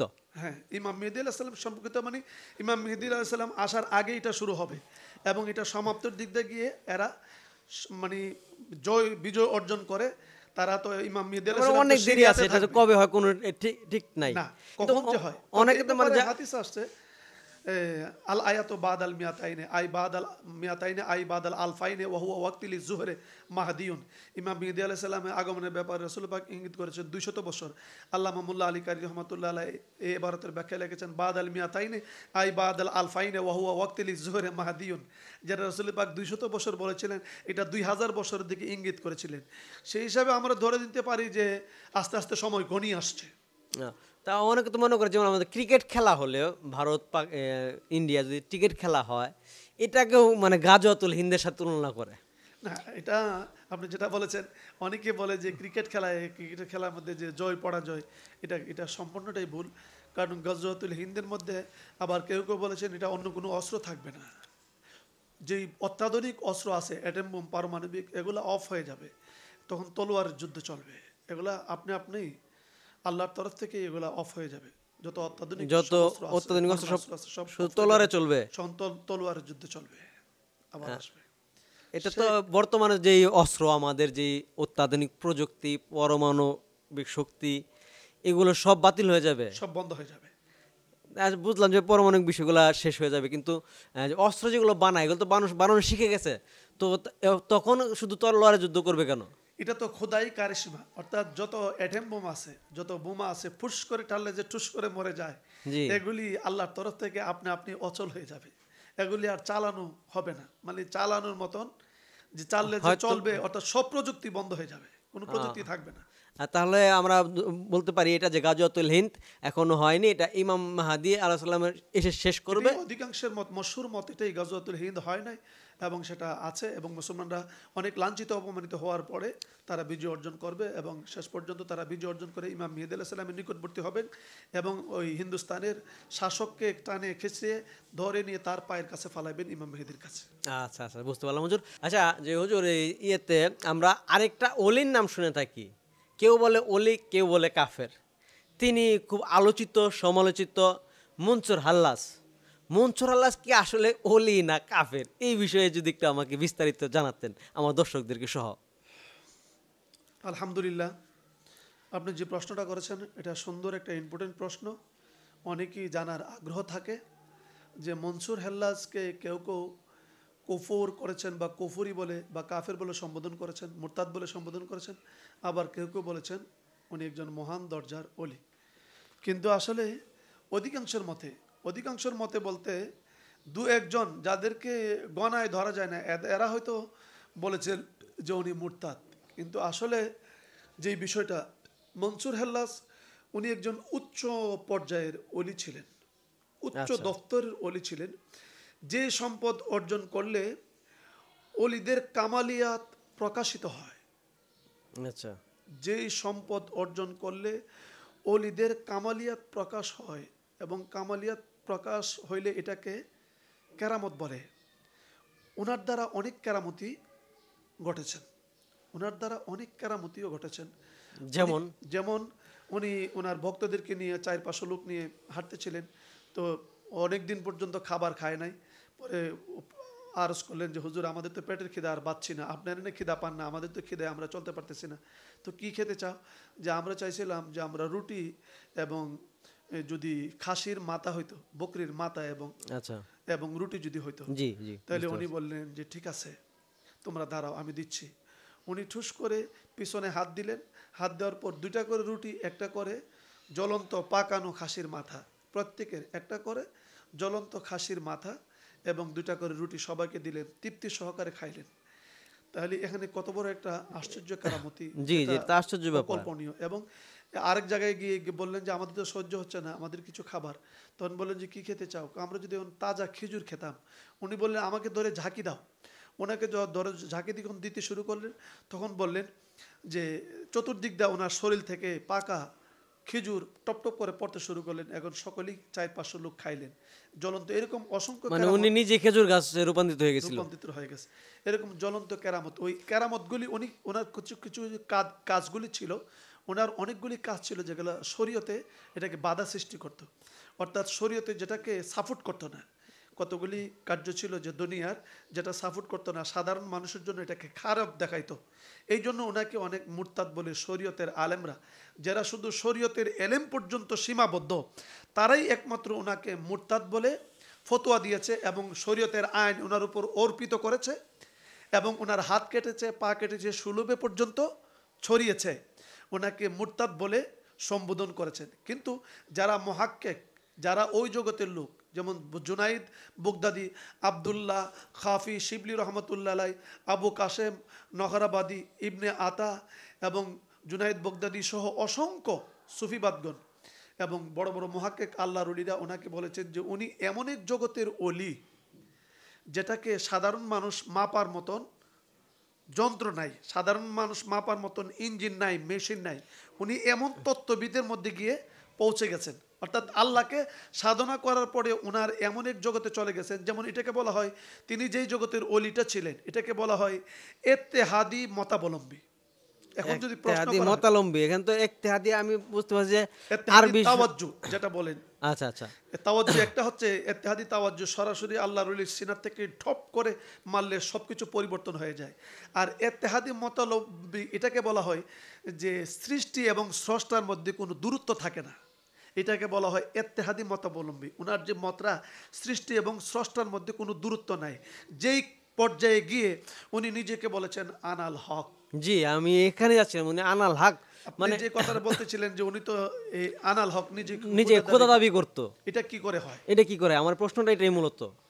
এই জন্য ওনাকে, ওনার মূলত যে ওনার যে গুড তত্ত্বটা, এটা সাধারণ মানুষ বোঝার ক্ষমতার বাহিরে, সাধারণ মানুষের দেন ধারণার বাহিরে ওনার যে তত্ত্ববিদ, যেই জগতে অর্থাৎ সৃষ্টি যখন এমন এক গভীর থেকে স্রষ্টার সান্নিধ্যে পৌঁছে যায়, যেতে যেতে যেতে যেতে যেতে যেতে সন্ধান করতে করতে ডাইরেক্টলি সে স্রষ্টার হয়ে যায়, অর্থাৎ সৃষ্টি এবং স্রষ্টার মধ্যে দূরত্ব থাকে না, সে মাবুদের হয়ে যায়। এই জিনিসটা যেমন মনে করেন যে শামসুদ তেবরিজ রহমতুল্লাহ আলাই মাঝে মধ্যে ওনাকে বলতেন, উনি বলতেন যে আমি যাহা করি এটা মাবুদেরই করা হয়, উনি পাগলামি করতেন। তো উনি এর চাইতে আরও গভীর থেকে গভীরে গিয়ে এমন পজিশনে চলে গেছেন যে উনি স্রষ্টা এবং সৃষ্টির মধ্যে পার্থক্য না দেখে উনি জবান দিয়ে বলতেন আনাল হক, আমি খোদা।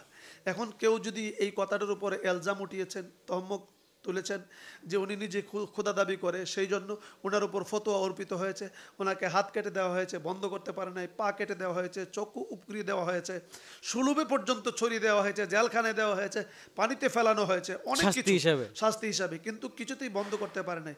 ওনাকে যদি জিজ্ঞেস করতে যে আপনি দি আনাল হক বলেন, আমি তো বলি নাই, আমাকে বলায়, আমি বলি নাই, আমাকে বলায়। যেমন মনে করেন মুসা আলাইহিস সালামকে যখন তুর পাহাড়ে গিয়ে আল্লাহর সাথে কথা বলতেছিলেন, আসলে আমার কথাগুলি আপনি যখন জবাব দেন তখন আমি প্রত্যেকটি কথার এমন গভীরে চলে যায় যে এক একটার জবাব যদি আমি মাসের পর মাস দিতে থাকি তাহলে তার শেষ হবে না। উনি যখন এই মুসা আলাইহিস সালাম কৌতরের পাহাড়ে গিয়ে, তুর পাহাড়ে গিয়ে মাবুদের নূরের তাজাল্লিতে বেহুশ হয়ে গেলেন। আচ্ছা, মাবুদের নূরের তাজাল্লিতে বেহুশ হওয়ার পরে উনি যেই গাছে হেলান দিয়ে, খেজুর গাছে হেলান দিয়ে কথা বলতেন, ওই গাছের ভিতর থেকে কথা আসছে, ওই গাছের ভিতর থেকে কথা আসছে ইন্নী আনাল্লাহ, নিশ্চয় আমি আল্লাহ। খেজুর গাছের ভিতর থেকে। এখন বলেন খেজুর গাছ কি গাছ? খেজুর গাছ কি আল্লাহ? খেজুর গাছ তো বলেছেন যে ইন্নী আনাল্লাহ, কথাটা তো খেজুর গাছের ভিতর থেকে আসছে, তার মানে খেজুর গাছ বলছে, তার মানে খেজুর গাছ বলছে। তাহলে এখানে তো কেউ ফতোয়া দেয় নাই যে খেজুর গাছ বলছে, মানে খেজুর গাছের ভিতর থেকে এই কথাটা বিশ্লেষণ করেছে যে শব্দটা আসছে, আল্লাহ বলতেছেন যে আমি আল্লাহ, নিশ্চয় আমি আল্লাহ, কিন্তু কথাটা তো খেজুর গাছের ভিতর থেকে আসছে। তো ঠিক তেমনি ভাবে যখন মাবুদের প্রেম ও তাজাল্লিতে এমনভাবে মশগুল হয়ে, এমনভাবে যেমন চিনির সাথে দুধ মিশ্রণ হয়ে যায়, পানির সাথে লবণ মিশ্রণ হয়ে যায়, আলাদা করতে গেলে অন্য প্রসেসিং তৈরি করতে হয়, ঠিক এইভাবে উনি আমার মাবুদের প্রেমে এমনভাবে মশগুল হয়ে গিয়েছেন যে আল্লাহ থেকে ওনাকে আলাদা করতে গিয়ে মানে অনেক আরেকজন এরকম কারিগরের ওই ওই জগতের কারিগরের খুব প্রয়োজন। তো উনি এমনভাবে মিশে গেছেন, উনি নিজের জবান থেকে বলেছেন, ওনাকে বলেছেন আমি তো বলি নাই, আমি বলাই। তাইলে উনি যদি বললে এটাকে যদি কুফরি ফতোয়া দেওয়া হয়, মুরতাদ ফতোয়া দেওয়া হয়, তাহলে খেজুর গাছের ব্যাপারে কি ফতোয়া আসবে? ঠিক খেজুর গাছের যেভাবে এক্সাম্পল স্বরূপ ওনারও মনসুর হেল্লাজও ঠিক এরকম। তো বিষয়টা মনসুর এরকম। হাল্লাজকে তো তৎকালীন সময়ে যে আলেমগণ ছিল, যে পীর বুজুর্গ ছিল, তারাও তো আমার জানা মতে, আমি যে ওয়াজ মাহফিল যেটুকু শুনি, যে তারাও তো লিখিতভাবে তৎকালীন সময়ে কাফের ফতোয়া দিছে। হ্যাঁ, সুন্দর, আপনার কথাটা ঠিক আছে, এই কথাটাও একদম ঠিক। তারা যারা ওই সময়ে যারা তাসওবপন্থী আলেম ছিলেন, যারা এলমে মারিফতের এলেম কিছু না কিছু সিনাই থাকতো এবং যারা ওনাকে বুঝতো চিনতো, তারা মনে করেন অল্প কয়েকজন লোক সরকারের ওই সময়ের গভর্নরের চাপে পড়ে, সরকারের চাপে পড়ে, বিচারকের চাপে পড়ে তারা ফতোয়া দিতে বাধ্য হয়েছে। যেমন মনসুর হাল্লাজের পীর সাহেব স্বয়ং দিছে, এরকম আমি স্বয়ং শুনছি। পর্যন্ত ফতোয়া দিয়েছেন। জি জি। ফতোয়া দিয়েও বলেছেন, ফতোয়া দিয়ে উনি চোখের পানি ছেড়েছেন। এবং শুধু এটাই নয়, জুনাইদ বগদাদিও রহমতুল্লাহ আলাইহি বলেছিলেন, বলেছেন পরে উনি বলেছেন, উনি উত্তর দিয়েছেন যে এই ফতোয়া, হ্যাঁ, এই ফতোয়া আপনার উপরে গিয়ে দেখবে যে একসময় অর্পিত হয়েছেন। এই ফতোয়া যে কারণে আমাকে দোষী করেছেন, অনেক সময় আপনার উপর এই দোষী আসবে। তাইলে এই কথাটা উনিও মেনে নিয়েছেন যে হ্যাঁ, আমি যাই না বুঝ যাই, কিন্তু সরকারের চাপে পড়ে আমি ফতোয়া দিতে বাধ্য হলাম, কারণ শরীয়ত সাপোর্ট করতে গিয়ে উনি ফতোয়া দিয়েছেন। কিন্তু হাকিকতে উনিও জানতেন যে জুনাইদ বগদাদি রহমতুল্লাহ আলাইহি বলেছেন যে উনি এই মনসুর হেল্লাজ এক গভীর তত্ত্বের উপরের জগতের এক মহান আল্লাহর। আচ্ছা, মনসুর হাল্লাজকে তো এই চোখ উপরে ফেলা হলো, হাত কেটে ফেলা হলো, শুলে চড়ানো হলো, এবং ইভেন তার লাশ কেটে পানিতে ভাসিয়ে দেওয়া হলো, এরকম আমি যতটুকু শুনেছি। আর আপনার মুখে তো শুনছি লাশ কেটে পানিতে ফেলে দেওয়া হলো, এটা আমি শিওর না, আপনার মুখে শুনি নাই। তো মানুষ কখন বুঝতে পারলো যে উনি ওলি ছিলেন? হ্যাঁ, আপনার কথাগুলি সুন্দর। মানুষ আসলে ওই সময়ই শতকরা 95%, আচ্ছা 95% মানুষই যে আলেমরা জানতেন যে উনি আল্লাহর একজন মহান অলি, আচ্ছা আচ্ছা। একজন মহান বন্ধু। মানে আর তাহলে কি উনি একটা চক্রান্তের শিকার হয়েছেন? চক্রান্তের শিকার বলতে 5% মানুষ না, কেউ হয়তো ইচ্ছায় যে দেখছে উনি অনেক সময় এমন উল্টাপাল্টা কিছু বলেছেন শরীয়ত বিরোধী, যেটাকে ফতোয়া তার উপর বাধ্যতামূলক ফতোয়া দিতে বাধ্য হয়েছেন ফতোয়াবিদরা। আবার কিছু লোক চাপের উপর পড়ে, যে সরকারি চাকরি করে, এই ফতোয়া না দিলে তাদের উপর মুসিবত আসবে, সেই কারণে ওনারা ফতোয়া দিতে বাধ্য হয়েছেন। এই দুইটা কিসিমের, কেউ হয়তো শরীয়তে রক্ষার্থে বা শরীয়ত পালন করতে গিয়ে ফতোয়া দিয়েছেন, আর কেউ বা সরকারের চাপে পড়ে, না হলে তাদের চাকরি যাবে অথবা সরকারের সাথে জবাবদিহিতা করতে হবে, সেই জন্য তারা ফতোয়া দিয়েছেন। কিন্তু তখনও ছিল অধিকাংশ যারা মুহাক্কিক আলেম এবং তাসাউফপন্থী লোকেরা, যারা আল্লাহ রাসূলের সান্নিধ্যে ছিলেন, তারাও তখন জানতেন যে উনি একজন এলমে মারিফতের জগতের তত্ত্বভিত্তিক একজন মহান সাধক। তার মানে আমরা বুঝতে পারি যে বেশিরভাগ সময় ক্ষেত্রে চক্রান্ত হয়েছে। হ্যাঁ, আবার আমরা এটা সর্বসম্মতিক্রমে জানতে পারি যে উনি একজন মহান আল্লাহর ওলি ছিলেন। আচ্ছা, আসলে যে আপনি তো একজন পীর সাহেব, পীরালি করতেছেন, বিভিন্ন মুরিদও আপনার আছে, তো বিষয়টা আপনাকে প্রশ্ন করা আমার যুক্তিযুক্ত হবে যে পীররা নাকি সুপারিশ করে, হাসরের ময়দানে পীররা সুপারিশ করবে। তো অনেকে বলে থাকে স্বয়ং নবীজি পর্যন্ত সুপারিশ করতে পারে না, পীর সুপারিশ করবে কি? তো এই পীর কি সুপারিশ করতে পারে কিনা, এই বিষয়টা যদি একটু আমাদের খোলাসা করতেন। আলহামদুলিল্লাহ, দাদাভাইকে অসংখ্য ধন্যবাদ আপনি এই সুন্দর একটা প্রশ্ন করার জন্য। কারণ পীর হাসরের ময়দানে সুপারিশ করবে কিনা, পীর শব্দটি ফার্সি, এটাকে আরবিতে শাইখ বলা হয়, কালামুল্লাহ শরীফে কোরআনের ভাষায় মুর্শিদও বলা হয়েছে। তো যে পীর সুপারিশ করতে পারবে কিনা, পীর যেই ব্যক্তিটা উনি একজন শাইখ, উস্তাদ। আচ্ছা, প্রত্যেকটি বিদ্যার জন্য একজন উস্তাদের প্রয়োজন হয়, শিক্ষক। ঠিক এলমে তাসাউফ অর্জন করার জন্য একজন উস্তাদের প্রয়োজন হয়। উস্তাদ এমন যে উস্তাদ, উনি আত্মাকে নিয়ে, যিনি আমার আত্মা শুদ্ধি করবে, যিনি মানে পরজগতের পারি আত্মা শুদ্ধির মাধ্যমে প্রভুর সান্নিধ্যে মশগুল করা, আল্লাহ এবং তার রাসূলের হাকিকত সম্পর্কে অবগত করা এবং নিজেকে নিজে পরিশুদ্ধ করে পরিপূর্ণ একটা পরিপাটি মানুষ হিসাবে গড়ে তোলার যে কার্যক্রম পরিচালনা করেন, উনি হচ্ছেন পীর। আচ্ছা আচ্ছা। এই পীরটা খুব একটা বিশাল ব্যাপক শব্দ। তো আমাদের দেশে যে পীররা অধিকাংশ কিছু পীর আছে, যেটা অধিকাংশ আমি বলি, যেটা হচ্ছে পীরে আলিক্কি, পীরে টাউট, পীরে গাঞ্জুট, পীরে বাটফার, পীরে ট্যাবলেট, পীরে বুতুল, পীরে টানাটানি, এরকম অনেক পীর আছে। যে যে পীরে কি কি বললেন, মানে পীরে টাউট, পীরে বাটপার, পীরে পীরে টানাটানি। টানাটানি, এই যে মনে করেন গাঞ্জা টানাটানি করে টান দেয়, পীরে ট্যাবলেটও মারে, আবার পীরে মনে করেন বোতল টানাটানি করে, বোতল খায়, মদ, এরকম বিভিন্ন পীর, বিভিন্ন তারা পীর দাবি করে নিজেকে। এই জন্য পীর জগৎটাকে এদের কারণে এরা কলঙ্কিত করেছে। আসলে এটা একটা পবিত্র জিনিস এবং এটা একটা বড় ব্যাপক জিনিস।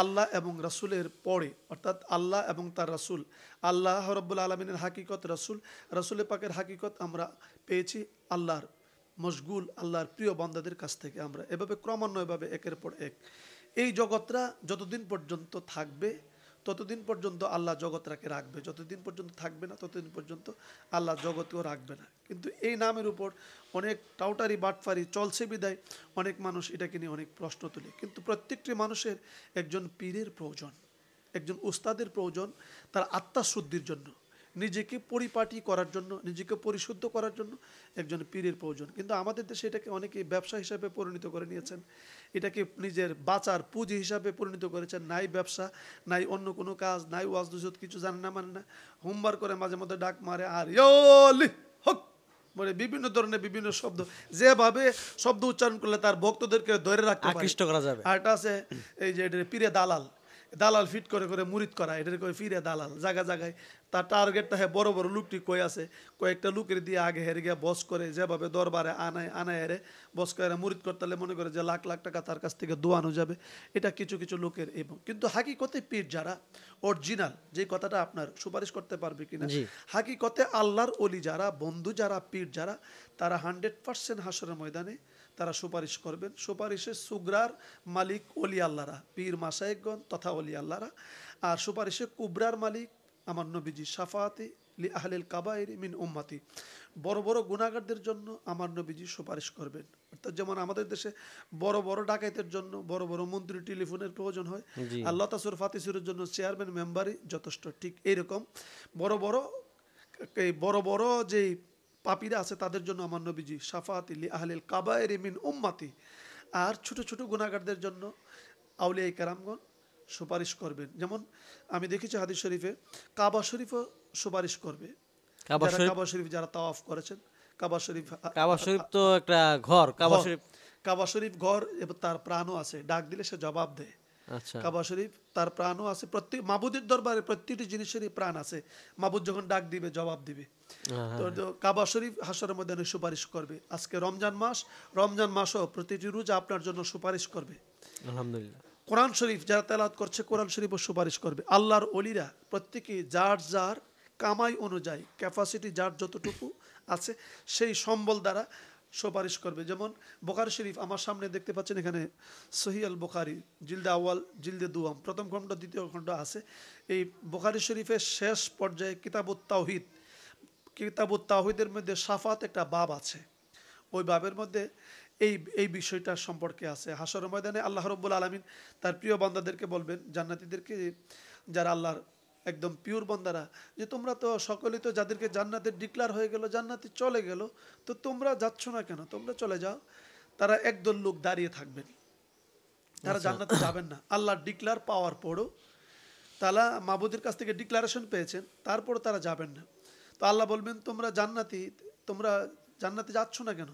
তারা উত্তর দিবে যে আল্লাহ, দুনিয়াতে কিছু মানুষ ছিল যারা আমাদেরকে ভালোবাসতো, আমাদের সাথে নামাজ পড়তো, আমাদের সাথে রোজা রাখতো, ইবাদতবন্দি করতো, আমরা যেভাবে বলছি চলছে, কিন্তু তারা আমাদেরকে মহব্বত করতো, ভালোবাসতো, অনেক কিছুভাবে তারা মায়া করতো, মহব্বত করতো। কিন্তু আজকে কোনো কোনো ত্রুটির কারণে তারা জাহান্নামী হয়ে গেছে, তার না তো জাহান্নামে জ্বলতেছে, অলরেডি জাহান্নামে তারা চলেই গেছে, তাদেরকে ছাড়া আমরা জান্নাতে যাব না।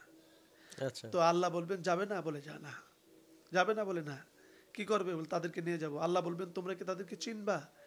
বললে হ চিনবো। দেখলে চিনবা? বলে চিনবো। তাহলে যতক্ষণ পর্যন্ত চিনবা ততক্ষণ পর্যন্ত তোমরা জান্নাতে ঢুকে, জাহান্নামে ঢুকে তাদেরকে ধরে ধরে বের করে জান্নাতে নিয়ে যাও। এটা কিন্তু এক প্রকার সুপারিশ। এটা বুখারীর হাদিসের মধ্যে আসছে।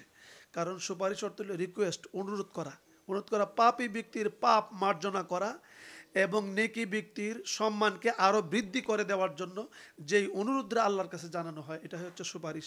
রাসূল করবেন বড় বড় গুনাহগারদের জন্য, আর কামেল পীর অলি আল্লাহ গণ যে যাদের ভক্ত তাদেরকে নিয়ে কি করবেন, নবীজির কোর্টে গিয়ে দাঁড়াবেন, ইয়া রাসূলুল্লাহ হাসরের ময়দানে দুনিয়ার বাড়িতে তাদেরকে আমরা আপনার নবীর মত এবং পথকে পাওয়ার জন্য এই পথ দিয়েছিলাম, এখন আমরা আমাদের দায়িত্ব শেষ, আপনি আপনার দলগুলোকে বুঝিয়ে নেন। এক পর্যায়ে এরকম একটা বর্ণনাও আছে, কিন্তু আমি হাদিসের ভাষায় যে বর্ণনাটা বলছি, অলি আল্লাহরা বলবেন যে আল্লাহ তারা আমাদেরকে দুনিয়াতে ভালোবাসতো, মহব্বত করতে, কিন্তু কিছু কিছু ত্রুটির কারণে তারা জাহান্নামী, কিন্তু এখন আমরা জান্নাতে যাব, কিন্তু তাদেরকে সারা যাব না। আল্লাহ বলবেন যাও তোমরা যতক্ষণ চিনো তাদেরকে নিয়ে বের হয়ে যাও। তাদের আমরা স্পষ্টভাবে বুঝতে পারলাম যে হ্যাঁ, প্রমাণিত হলো যে কামেল পীর অলি আল্লাহ যারা, হাকিকতে অলি আল্লাহ যারা, তারা অবশ্যই তাদের ভক্তদেরকে সুপারিশ করবেন ইনশাআল্লাহ। ইনশাল্লাহ, আলহামদুলিল্লাহ। তো আরেকটা বিষয় হচ্ছে, আমরা দেখি যে বর্তমানে সমাজে মাহফিলে বা মিলাদ অনুষ্ঠানে আপনারা নবীজিকে দাঁড়িয়ে সালাম দেন, দাঁড়িয়ে মিলাদ কিয়াম করেন। এখন দাঁড়ানোটা কি বাধ্যতামূলক? আর যদি কেউ না দাঁড়ায়, তাকে দেখেছি মানে বিভিন্ন ভিডিওতে ফেসবুকে অনেক গালাগালি করা হয়, এটা কি বাধ্যতামূলক দাঁড়ানো? আর দাঁড়াতেই হবে কেন? সুন্দর, শুকরিয়া দাদাভাইকে প্রশ্ন করার জন্য। যে কিয়াম, জি আমরা আসলে কিয়াম করি মিলাদের মাধ্যমে। জি তো মিলাদ কিয়াম মানে দাঁড়ানো। তো মিলাদের মাধ্যমে, মিলাদ কি? মিলাদ মানে রসুল পাকের তারিফ, সানা সিফত, রসুল পাকের আগমন, জন্ম বৃত্তান্ত আলোচনা করাটাই হচ্ছে মিলাদ। এটা হচ্ছে মিলাদ, এটা মৌলিদ, এটা মৌলুদ। জন্মের স্থান, জন্মের সময়, জন্মকাল। তার মানে কিয়াম শব্দের অর্থে দাঁড়ানো। আর কিয়াম শব্দের অর্থ শুধু দাঁড়ানো। মিলাদ এবং কিয়াম, মিলাদ হচ্ছে নবীজির শৈশবকালের ছোটবেলার আলোচনা, আর মিলাদ কিয়াম মানে দাঁড়ায়া নবীজির সম্মানার্থে দাঁড়ানো, এটাকে বলা হয় মিলাদ এবং কিয়াম। আচ্ছা, এখন আচ্ছা। প্রশ্ন হচ্ছে যে মিলাদের মধ্যে যে আমরা কিয়াম করি, এটার বৈধতা কতটুকু, বা দাঁড়ালে কি হয়, না দাঁড়ালে বা কি না হয়, দাঁড়ালে কি এটা হয় প্রশ্ন। আপনি যদি মিলাদের মধ্যে না দাঁড়ান, এটা কোনো ফ্যাক্টর না, আপনার ইচ্ছা, আপনি দাঁড়াইতেও পারেন, নাও দাঁড়াইতে পারেন। কিন্তু অধিকাংশ লোক যদি দাঁড়িয়ে যায়, সেখানে অল্প সংখ্যক লোক করে বসে থাকা, এটা একটা বড় বিয়াদবি। আশরাফ আলী থানভী তার বেহেশতি জওহরের, যারা মিলাদ কিয়ামকে নিয়ে বিরোধিতা করে, তাদের যে সবচেয়ে বড় আলেম আশরাফ আলী থানভী সাহেব, জি একখানা কিতাব বেহেশতি জওহরের 10ম খণ্ডে 200 সম্ভবত 253 পৃষ্ঠায় লিখেছেন, যেখানে অধিকাংশ লোক দাঁড়িয়ে যায়, সেখানে কম সংখ্যক করে তোমরা বসে থাকিও না, কেননা এতে অহংকারী প্রকাশ পায়। এটা একটা চূড়ান্ত বিয়াদবি, ফেতনা সৃষ্টি হয়। ফেতনা সৃষ্টি হয়। এটা হলো এক। দ্বিতীয় হচ্ছে কিয়াম। কিয়াম করা, শুধু কিয়াম যদি বলি, কিয়াম করা ফরজ, কিয়াম করা ওয়াজিব, কিয়াম করা সুন্নত, কিয়াম করা মুস্তাহাব। যেমন নামাজের মধ্যে দাঁড়ান, কিয়াম, এটা ফরজ। জি এটা আমরা আমরা যখন, যেমন কিয়াম সুন্নত যেটা, কিয়াম করা যে সুন্নত যেটা, যেমন রসুল পাকের রওজা শরীফের সামনে গিয়ে দাঁড়ান, দুইটা নাভি বরাবর হাত রেখে এইভাবে দাঁড়ান, এই দাঁড়ানোটা সুন্নত। কবরকে সামনে রেখে ফতোয়া আলমগীরিতে আসছে, কবরকে সামনে রেখে এবং কেবলাকে পিছনে রেখে এভাবে দাঁড়ায় কবর জিয়ারত করা, এটা হচ্ছে সুন্নত। এবং কোনো ধর্মীয় বুজুর্গ ব্যক্তি যদি কোনো মজলিসে আগমন করে, তাকে দাঁড়িয়ে সম্মান করা, এটাও একটা সুন্নতের অংশ। আচ্ছা, এখন প্রশ্ন হচ্ছে, আমরা মিলাদে যে কিয়াম করি, দাঁড়াই, এটা কি? মিলাদে কিয়ামে আমরা যখন দাঁড়াই, রসুল পাকের সম্মানার্থে দাঁড়াই।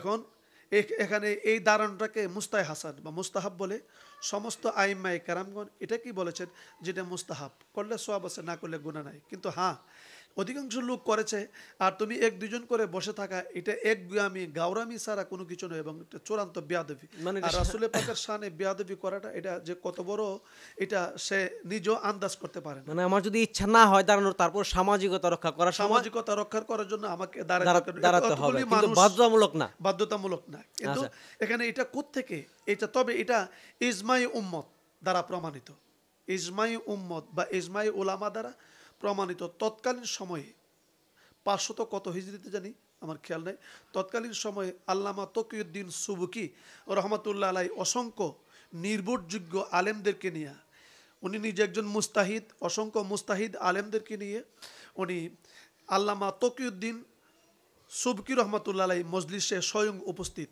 আল্লামা সরসরি রহমতুল্লাহ আলার ওনার কবিতার 2-3টি লাইন পড়তে গিয়ে মাহফিলের মধ্যে এমন একটি হালত তৈরি হলো, তখন এই কাসিদার ভিতর দিয়ে আল্লামা তকিউদ্দিন সুবকি রহমতুল্লাহ আলাই ইয়া নবী সালাম আলাইকে বলে দাঁড়িয়ে গেলেন। ঠিক এই সময় ওনার সাথে সাথে শত শত আলেমরা দাঁড়িয়ে গেলেন, কেউ দ্বিমত পোষণ করলেন না। এর থেকেই ইজমাই উলামা বা ইজমাই উম্মত হিসাবে হয়ে গেল। যেখানে আপনারা দেখেন, আমি আপনাকে আরও এটা মানুষদেরকে বোঝানোর জন্য সহজভাবে আমি বলে দিচ্ছি। এই যে এই বইটা লেখা পূর্ণাঙ্গ নামাজ শিক্ষা, এটা একটা একদম অল্প বয়সী সাধারণ মানুষের জন্য জি জি পূর্ণাঙ্গ নামাজ শিক্ষা। সহি নুরানি। সহি নুরানি, সহি নুরানি না, হ্যাঁ সহি নুরানি পূর্ণাঙ্গ নামাজ শিক্ষা। এটা দেখেন লেখকটাকে না দেখাইলে মানুষ বলবে যে বাটপারি। মূল রাইটার হচ্ছে মাওলানা আশরাফ আলী থানভী। আচ্ছা, মূল রাইটার আশরাফ আলী থানভী। এটাকে অনুবাদ করেছেন মাওলানা জাহাঙ্গীর আলম সিদ্দিকী। তাইলে এটা মূল লেখক আশরাফ আলী থানভী, অনুবাদ করেছেন জাহাঙ্গীর আলম সিদ্দিকী।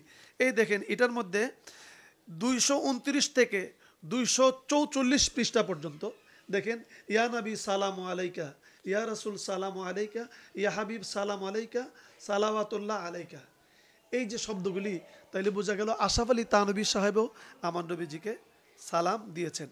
একজন বড় আলেম, কওমিদের বড় আলেম। এবং তাদের যে পীর, আশরাফ আলী থানভীর পীর হাজী আমদাদুল্লাহ মুহাজিরে মক্কি, উনি বলেন সদা সর্বদা এই প্রতিটি মাহফিলে উনি দাঁড়িয়ে নবীকে সালাম দিতেন এবং উনি বলতেন যে আমি সালামে নবীজিকে সালাম দিলে আমি পূর্ণ তৃপ্তি পাই, শান্তি পাই। ওনার ব্যাপারে কেউ কোনো ফতোয়া দেয় নাই। তো আমাদের দেশে যারা এটাকে নিয়ে উল্টাপাল্টা ফতোয়া দেয়, এক নম্বর হলো গবেষণার অভাব। কিসের অভাব? গবেষণার অভাব।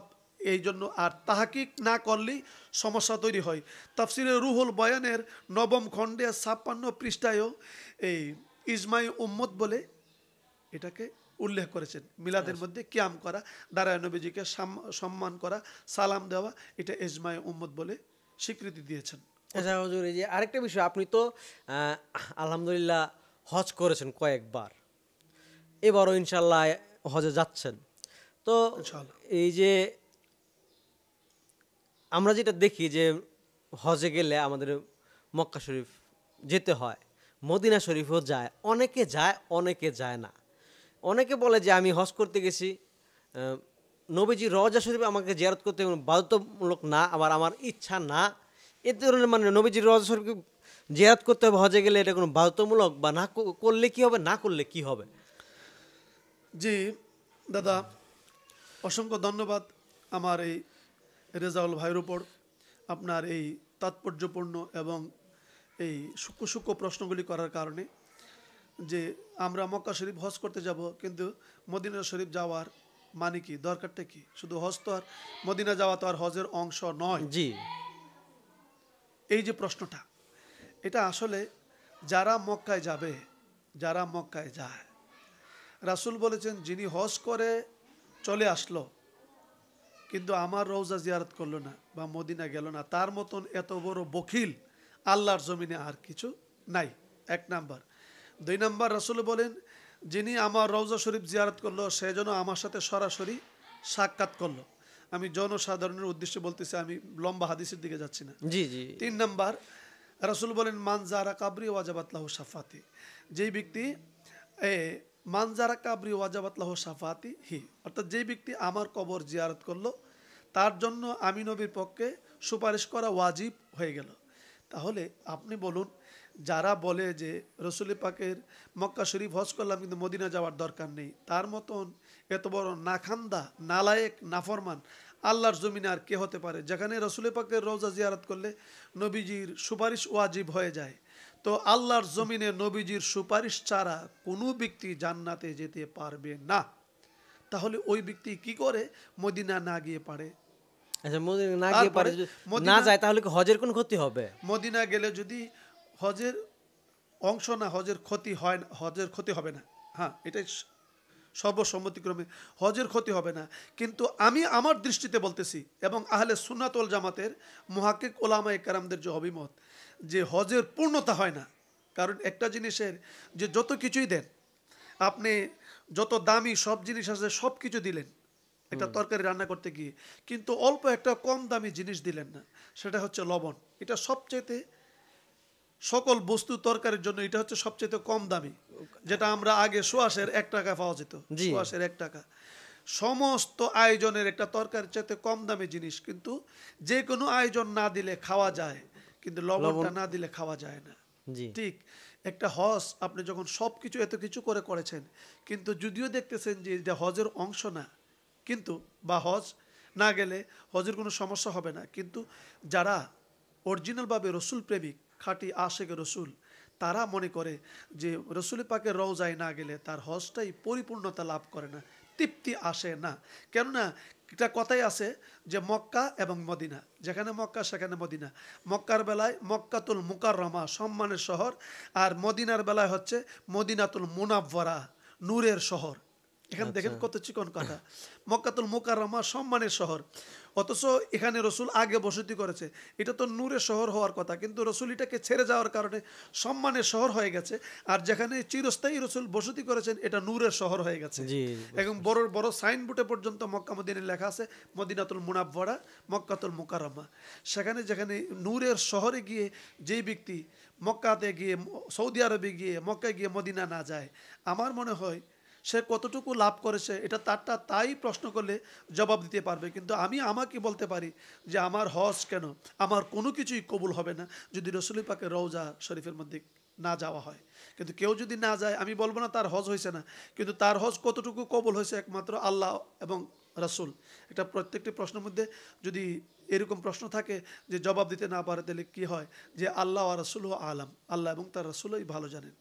তাহলে একটা মুমিন ব্যক্তি রাসূল রাসূল করে রাসূলকে না দেখে সে চলে আসবে, এই প্রশ্নটাতে আসতে পারে না যে মদিনা না গেলে কি হয়, মদিনা না গেলে কি না হয়। মদিনা গেলে যেখানে রওজা শরীফের পাশে মসজিদ নববীতে 1 রাকাত নামাজ পড়লে 50,000 রাকাতের সওয়াব হয়ে যায়, সেখানে কি না হয়। যেখানে গেলে রাসূল বলছেন যে আমার সাথে সেজন্য সরাসরি সাক্ষাৎ করলো, সেখানে কি না হয়। সেখানে যে ব্যক্তি রাসূল বলেছেন যে আমার জন্য সুপারিশ, তার জন্য সুপারিশ করা আমি নবীর পক্ষে ওয়াজিব হয়ে যায়, তাহলে কি না হয়। তাহলে যেখানে মক্কা আছে সেখানে মদিনাই আসে, হজের অংশ না। এই কথাটা বলে মানুষকে দূরে সরানো, রাসূলকে কাছ থেকে বিচ্ছিন্ন করা, এটা কখনো একটা মুমিনের জন্য কাম্য হতে পারে না। জি, বুঝতে পেরেছি। আসলে হুজুর, এই আপনি তো বিভিন্ন বছর বিভিন্ন সময় থেকে হজে গেছেন, যে কত সাল থেকে হজে যাওয়া শুরু করেছিলেন আপনি? আমি 2004 2004 থেকে। 2004 থেকে ইনশাল্লাহ হজ যাওয়া শুরু করছি। 3বার বড় হজ করেছি, 3বার উমরাতে গেছি, এবছরও উমরাতে যাওয়ার ইচ্ছা। তো হুজুর, মানে এই প্রশ্নটা করার উদ্দেশ্য হচ্ছে আমার এরকম যে ইদানিং তো আমি খেয়াল করেছি যে বিভিন্ন আলেম সমাজ বক্তা এবং বিভিন্ন পীর সাহেবরা হজে লোক নিচ্ছে, আপনিও লোক নেন নাকি? শুকরিয়া, সুন্দর কথাই বলেছেন। আসলে এইটা আমি একটা কথা বলেছিলাম, পীরে আলিক কি, এই কথাটা আপনার কতটুকু মনে আছে? জি জি, যে বলছি। অনেক পীররা আসলে অনেক মুআল্লিমরা হজের ব্যবসা করে। এটা মুআল্লিম ছাড়া তো আর যেতে পারে না একজন মানুষ। মুআল্লিম মানে রাহাবার আর কি। জি রাহাবার ছাড়া তো সে পথঘাট কিভাবে চিনবে, আও বাও কিছু পাবে না। সেই জন্য একজন মুআল্লিমের প্রয়োজন। কিন্তু এই মুআল্লিম আলেম হতে পারে, আলেম ছাড়াও ছাড়াও হতে হতে পারে। পারে। আলেম মানে শিক্ষিত, আরবি এলেম থাকতে পারে, বা জেনারেল শিক্ষাও বা থাকতে পারে, ওই অথবা মক্কা কোনো যারা শিক্ষা নাই, চিনে, মূর্খ, বা অথবা সৌদি আরবে থাকে, খুব ভালো চিনে। ভালো চীনে পরিচয়, এরাও হতে পারে। কিন্তু আমাদের দেশে ইদানিং কয়েক বছর ধরে, যেটা খুব অনেকটা দুঃখের বিষয়, আপনি কথাটা আমাকে মনে করাই দিয়েছেন, যে অনেক আলেমরা, বিশেষ করে অনেক পীররা পর্যন্ত হজের ব্যবসাটা করে। জি হজের ব্যবসাটা শুধু এটাই নয়, অনেক পীররা এই গজবি কথা তার মুরিদকে বলে, কে রে, আমি তো স্বপ্নে দেখছি রাসূল পাক সাল্লাল্লাহু আলাইহি সাল্লাম বলছে তোকে হজে যাওয়ার জন্য। তো এই ব্যক্তি বলে, মাগো আমার ফির সাহেবে দিকালাইছে, আমার ফির সাহেবে কয়ে দিছে আমি হজে যাওয়ার জন্য তাড়াতাড়ি। এভাবে ফির সাহেবে বিভক্ত, একজন গেলে তার সাথে সাথে আরো 2-4 জন যা, এভাবে 20-30 জন লয়ে একটা ফাড়িতে দিলে, বড় হজ করলে আমি জানি আমার জানা মতো একটা লোককে 30-35-40 হাজার টাকা লাভ। একটা লোক নিলে একটা লিখলে 40 টন। পীর সাহেবরা, এই বর্তমানে কিছু পীর সাহেবরা এই ব্যবসার মধ্যে জড়িত হয়ে গেছে, লাভ দেখছে বড় অঙ্কের। আর মুরিদানরা তো ফির গেলে বেশি। সে যখন 1-2 বার যা গিয়া পথঘাট চিনা তখন এই ব্যবসা শুরু করে। কিন্তু এটাকে ওই যে ফিরে আলী কি লোভনীয় পীর যারা হাকিকতে পীর, এরা আবার কি করে, ওই যে এই স্বপ্নগুলি বলে। এখন এই স্বপ্ন তো রাসূল পাক দেখাইলে যে যাইবো হেরেনে দেখানোর কথা, যে কিরে তুই মদিনা লো, আমি তোরে দাওয়াত দিছি। যেমন আমি বলেই ফেলি, আমি যখন প্রথম হজে যাই, তখন এটা রাসূল পাকের, যখন আপনি আমাকে প্রথম প্রশ্নটা করেছিলেন জিয়ারত, জি আমার প্রথম এখানে আমার এর আগে অনেকবার জিয়ারত হয়েছে, কিন্তু আমি প্রথম হজে যাই জিয়ারতের পরিপ্রেক্ষিতে রাসূল বলেছিলেন তোর না 2 বছর আগে বলেছি মদিনায় আসার জন্য, তুই আসস নাই কেন? তখন আমি পাগল পাড়া হয়ে, তখন হজে যাওয়ার মাত্র 15 দিন বাকি আছে, পাগল পাড়া হয়ে আমি যাওয়ার জন্য শুরু করলাম। আব্বা হুজুরকে বললাম, আব্বা হুজুর বললেন মান্নান শাহ রহমাতুল্লাহ আলাইহি, অতদিন তোমার দাওয়াত ছিল, টিকিট ছিল না, কিন্তু এখন তোমার দাওয়াত হয়েছে, টিকিটও লাগছে। আমি বললাম আমার কাছে তো টাকা নাই। তখন উনি বললেন যে যিনি দাওয়াত দিয়েছেন উনি টাকার ব্যবস্থা করবেন। দেখা গেল যে পরের দিন থেকে আমার ওয়াজের প্রোগ্রামের যে বাইনাগুলি, আগাম যে যাতায়াত খরচগুলি এসে আমার পুরা হজের টাকা হয়ে গেল 15 দিনের আগেই। তো এই যে একটা বিষয় যে হজের, যে এটা 1,15,000 টাকা দিয়ে আমি গিয়েছিলাম, তখন আমি মোয়াল্লেম ধরে, আমি তো চিনি না, আমি কেন মোয়াল্লেম হই না বা আমি কেন এই পথে যাই না, এটা আমার খুব ভয় লাগে। কারণ অধিকাংশ হজ ব্যবসায়ীরা দেখেছি যারা অধিকাংশ বলতে 100% আমি যাদেরকে দেখেছি এবং বুঝেছি, যারা আমার সাথে গিয়েছে হজ ব্যবসায়ীতে, বড় হজে, এবং যারা মোয়াল্লেমের কাজ করে, এরা অধিকাংশ ছাগল চুর। আমি আজকে বলতে বাধ্য হলাম, ওরা ছাগল বিক্রি করে। কোরবানির যে ছাগলগুলি হাজিরা দেয়, ছাগল মানে বকরিগুলি, এই বকরিগুলি এরা কোরবানি না করেই এসে এরা এই কোরবানির দিনে একটা ফেসফুস লাগায় কোরবানি তো দেয়া লাইছে। আমি উদাহরণ দিয়ে বলতে চাই না, বললে ইজ্জতের ঘাটতি হবে, সম্মানের ঘাটতি হবে, এই জন্য আমি নামগুলি বলতে চাই না। নামগুলি আমি পার্সোনাল ভাবে বলতে পারবো। এখানে ঝগড়া পর্যন্ত হয়েছে, আমি একজন মাওলানাকে জুতা দিয়া পর্যন্ত 6 তালার মধ্যে আমি পর্যন্ত ফিক্কা মারছি জুতা দিয়া, তার এই অপকর্মের কারণে। অর্থাৎ ওরা হাজিদের ছাগলের টাকাগুলি একত্রিত করে, হাজিরা তো সরল মানুষ, ওরা তো আহ্বাও চিনে না, আমার কুরবানি হওয়ার কথা, টাকা দিয়ে দেয়, ওই টাকাগুলি সে মাইরা দেয়, এই কুরবানি দেয় না। এখানে একটা বিরাট অঙ্কে তারা একটা রুজি করে এটা। আর হচ্ছে এমনি তো একটা লোককে নিলে 30 থেকে 40,000 টাকা থাকেই। এই যে একটা লোভ, এবং মানুষকে বুঝাইবো যে বাবা এই ধরনের, আমি স্বপ্নে দেখেছি এই ধরনের একটা, এই কিছু পীর মাসে যারা অন্যান্য আলেমরা করে, আমি তাদেরকে বলি না যে তারা তো এতটা তাকওয়া ভিত্তিক নয়, কিন্তু যারা পীর তারা তো তাকওয়া অবলম্বন করা দরকার। ওই সমস্ত লোকরা যে হজ ব্যবসায়ীর মধ্যে ডুব দিয়া এরপরে নিজে যা, যেমন আমি বলতে গেলে অনেক কিছু, নিজে যা এবং প্রস্তাব দেয় যে আমি লোকের কাছ থেকে লুমো কিন্তু এই 7 লাখ টাকা করে, কিন্তু আপনারা দুমো 6 লাখ করে, মোয়াল্লেমের সাথে আগেই কন্ট্যাক্ট করে যে আমি দুমো আপনারা 6 লাখ করে ফিসাব, অনেক ফিসাব, আমি নাম জানি, নাম সহ বলতে পারবো।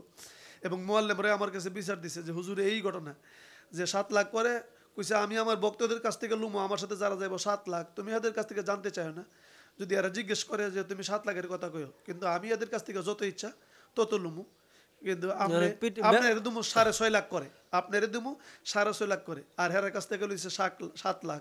তাহলে 50,000 করে যদি লাভ হয়, তাহলে 10 জন নিলেই তো এখানে আল্লাহর রহমতে 20 জন 30 জন লয়ে যখন ফাড়ি দেয়, আবার ছাগল বেচা আছে, তাছাড়া আবার একটা ইন্টারেস্ট আছে, অনেক কিছু আছে। তো সেই জন্য আমি মনে করি একজন তাকওয়া পরহেজগারী আল্লাহওয়ালা লোক এরকম ব্যবসা করতে পারে না। যারা এটাকে মোয়াল্লেম হিসাবে কাজ করে, তাদের ব্যবসা, পেট আছে, তাদের সংসার আছে, এটা যৎসামান্য কিছু তাদের কাজ এটা করতে পারে। কিন্তু এই ব্যবসায় যারা হয়ে এটাকে প্রতি বছর আবার নিজেকে সাফাই গেব, আমি এতবার হজ করছি 30 বার 40 বার, আরে মৌলবী ফি সাহেব, তুমি কি তোমার নিজের টাকাটা করছো? তুমি নিজে গেছো মাগ না, ফাঁকে দিয়ে আরো 15-20 লাখ 30 লাখ টাকা ইনকাম করছো। এটা তাকওয়া আমি মনে করি না যেটা তাকওয়া ভিত্তিক। আমার প্রশ্ন করার উদ্দেশ্য হচ্ছে এটা যে মুরিদরা তো পীরের প্রতি ভক্তি থাকে, বিশ্বাস থাকে, তো অনেক পীরের এরকম দেখি, আবার অনেক পীরের দেখেছি 2-1 মুরিদ নিয়ে যাচ্ছে, 2-1 মুরিদ নিয়ে যায় হুজুরের সাথে। আমি যাব আমার 2 জন আব্বা হুজুর কেবলা 2 জন মুরিদ উমরা, এরা বলবো তো আমরা তো জীবনে যাওয়ার কোনো ইচ্ছা নেই, আপনি যখন যাবেন, এখন আপনি গেলে আমরা গেলাম হইলে, তাহলে আমি ভাবলাম যে আমার কারণে এই 2টা লোকের উমরা হবে না, ঠিক আছে ইনশাল্লাহ আমি যাব, আপনি আল্লাহ। এই বছর কিন্তু আমার পুরো ইচ্ছাটাই হচ্ছে এদের 2 জনের ইচ্ছার কারণে, যে এরা আপনি না গেলে আমরা আর জীবনে যাওয়া হবে না, আমাদের মক্কা যাওয়া হবে না। আমি ভাবলাম আমার কারণে মক্কা মদিনা দেখা হবে না, এই জন্য আমি বললাম ইনশাল্লাহ ঠিক আছে যাবো।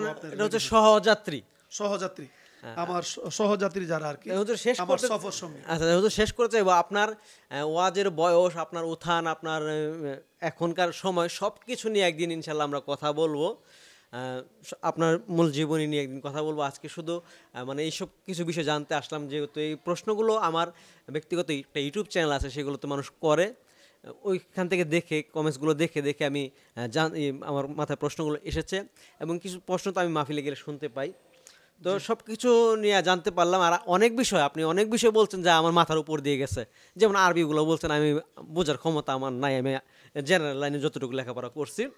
তো হুজুরের কাছে যদি আপনাদের কোনো প্রশ্ন থাকে, যদি কোনো কিছু জানার থাকে, তাহলে কমেন্টস করে জানাবেন। প্রয়োজনে হুজুরের নাম্বার আমার কাছে আছে, আপনাদের প্রয়োজন হলে আপনার কমেন্টস করবেন, নাম্বারটা দিতে পারবো। আর হুজুরের জীবনী নিয়ে, ওয়াজের উত্থান পতন শুরু কিভাবে হয়েছিল, ওনার দরবার কিভাবে হয়েছিল, এই নিয়ে আমি আরেকটা পডকাস্ট করব, একটা ভিডিও বানাবো আলাদা করে। সে অবধি ভালো থাকবেন, সুস্থ থাকবেন, দোয়া চাই। আসসালামু আলাইকুম। হুজুর বিদায় নিচ্ছি। জি ইনশাল্লাহ। আসসালামু আলাইকুম ওরহমতুল্লাহ। আপনিও ভালো থাকেন, সুস্থ থাকেন। আল্লাহ রবুল্লা আলমীর দরবারে কামনা করছি, দোয়া করবেন। আসসালামু আলাইকুম। আলাইকুম আসসালাম। আসসালামু আলাইকুম।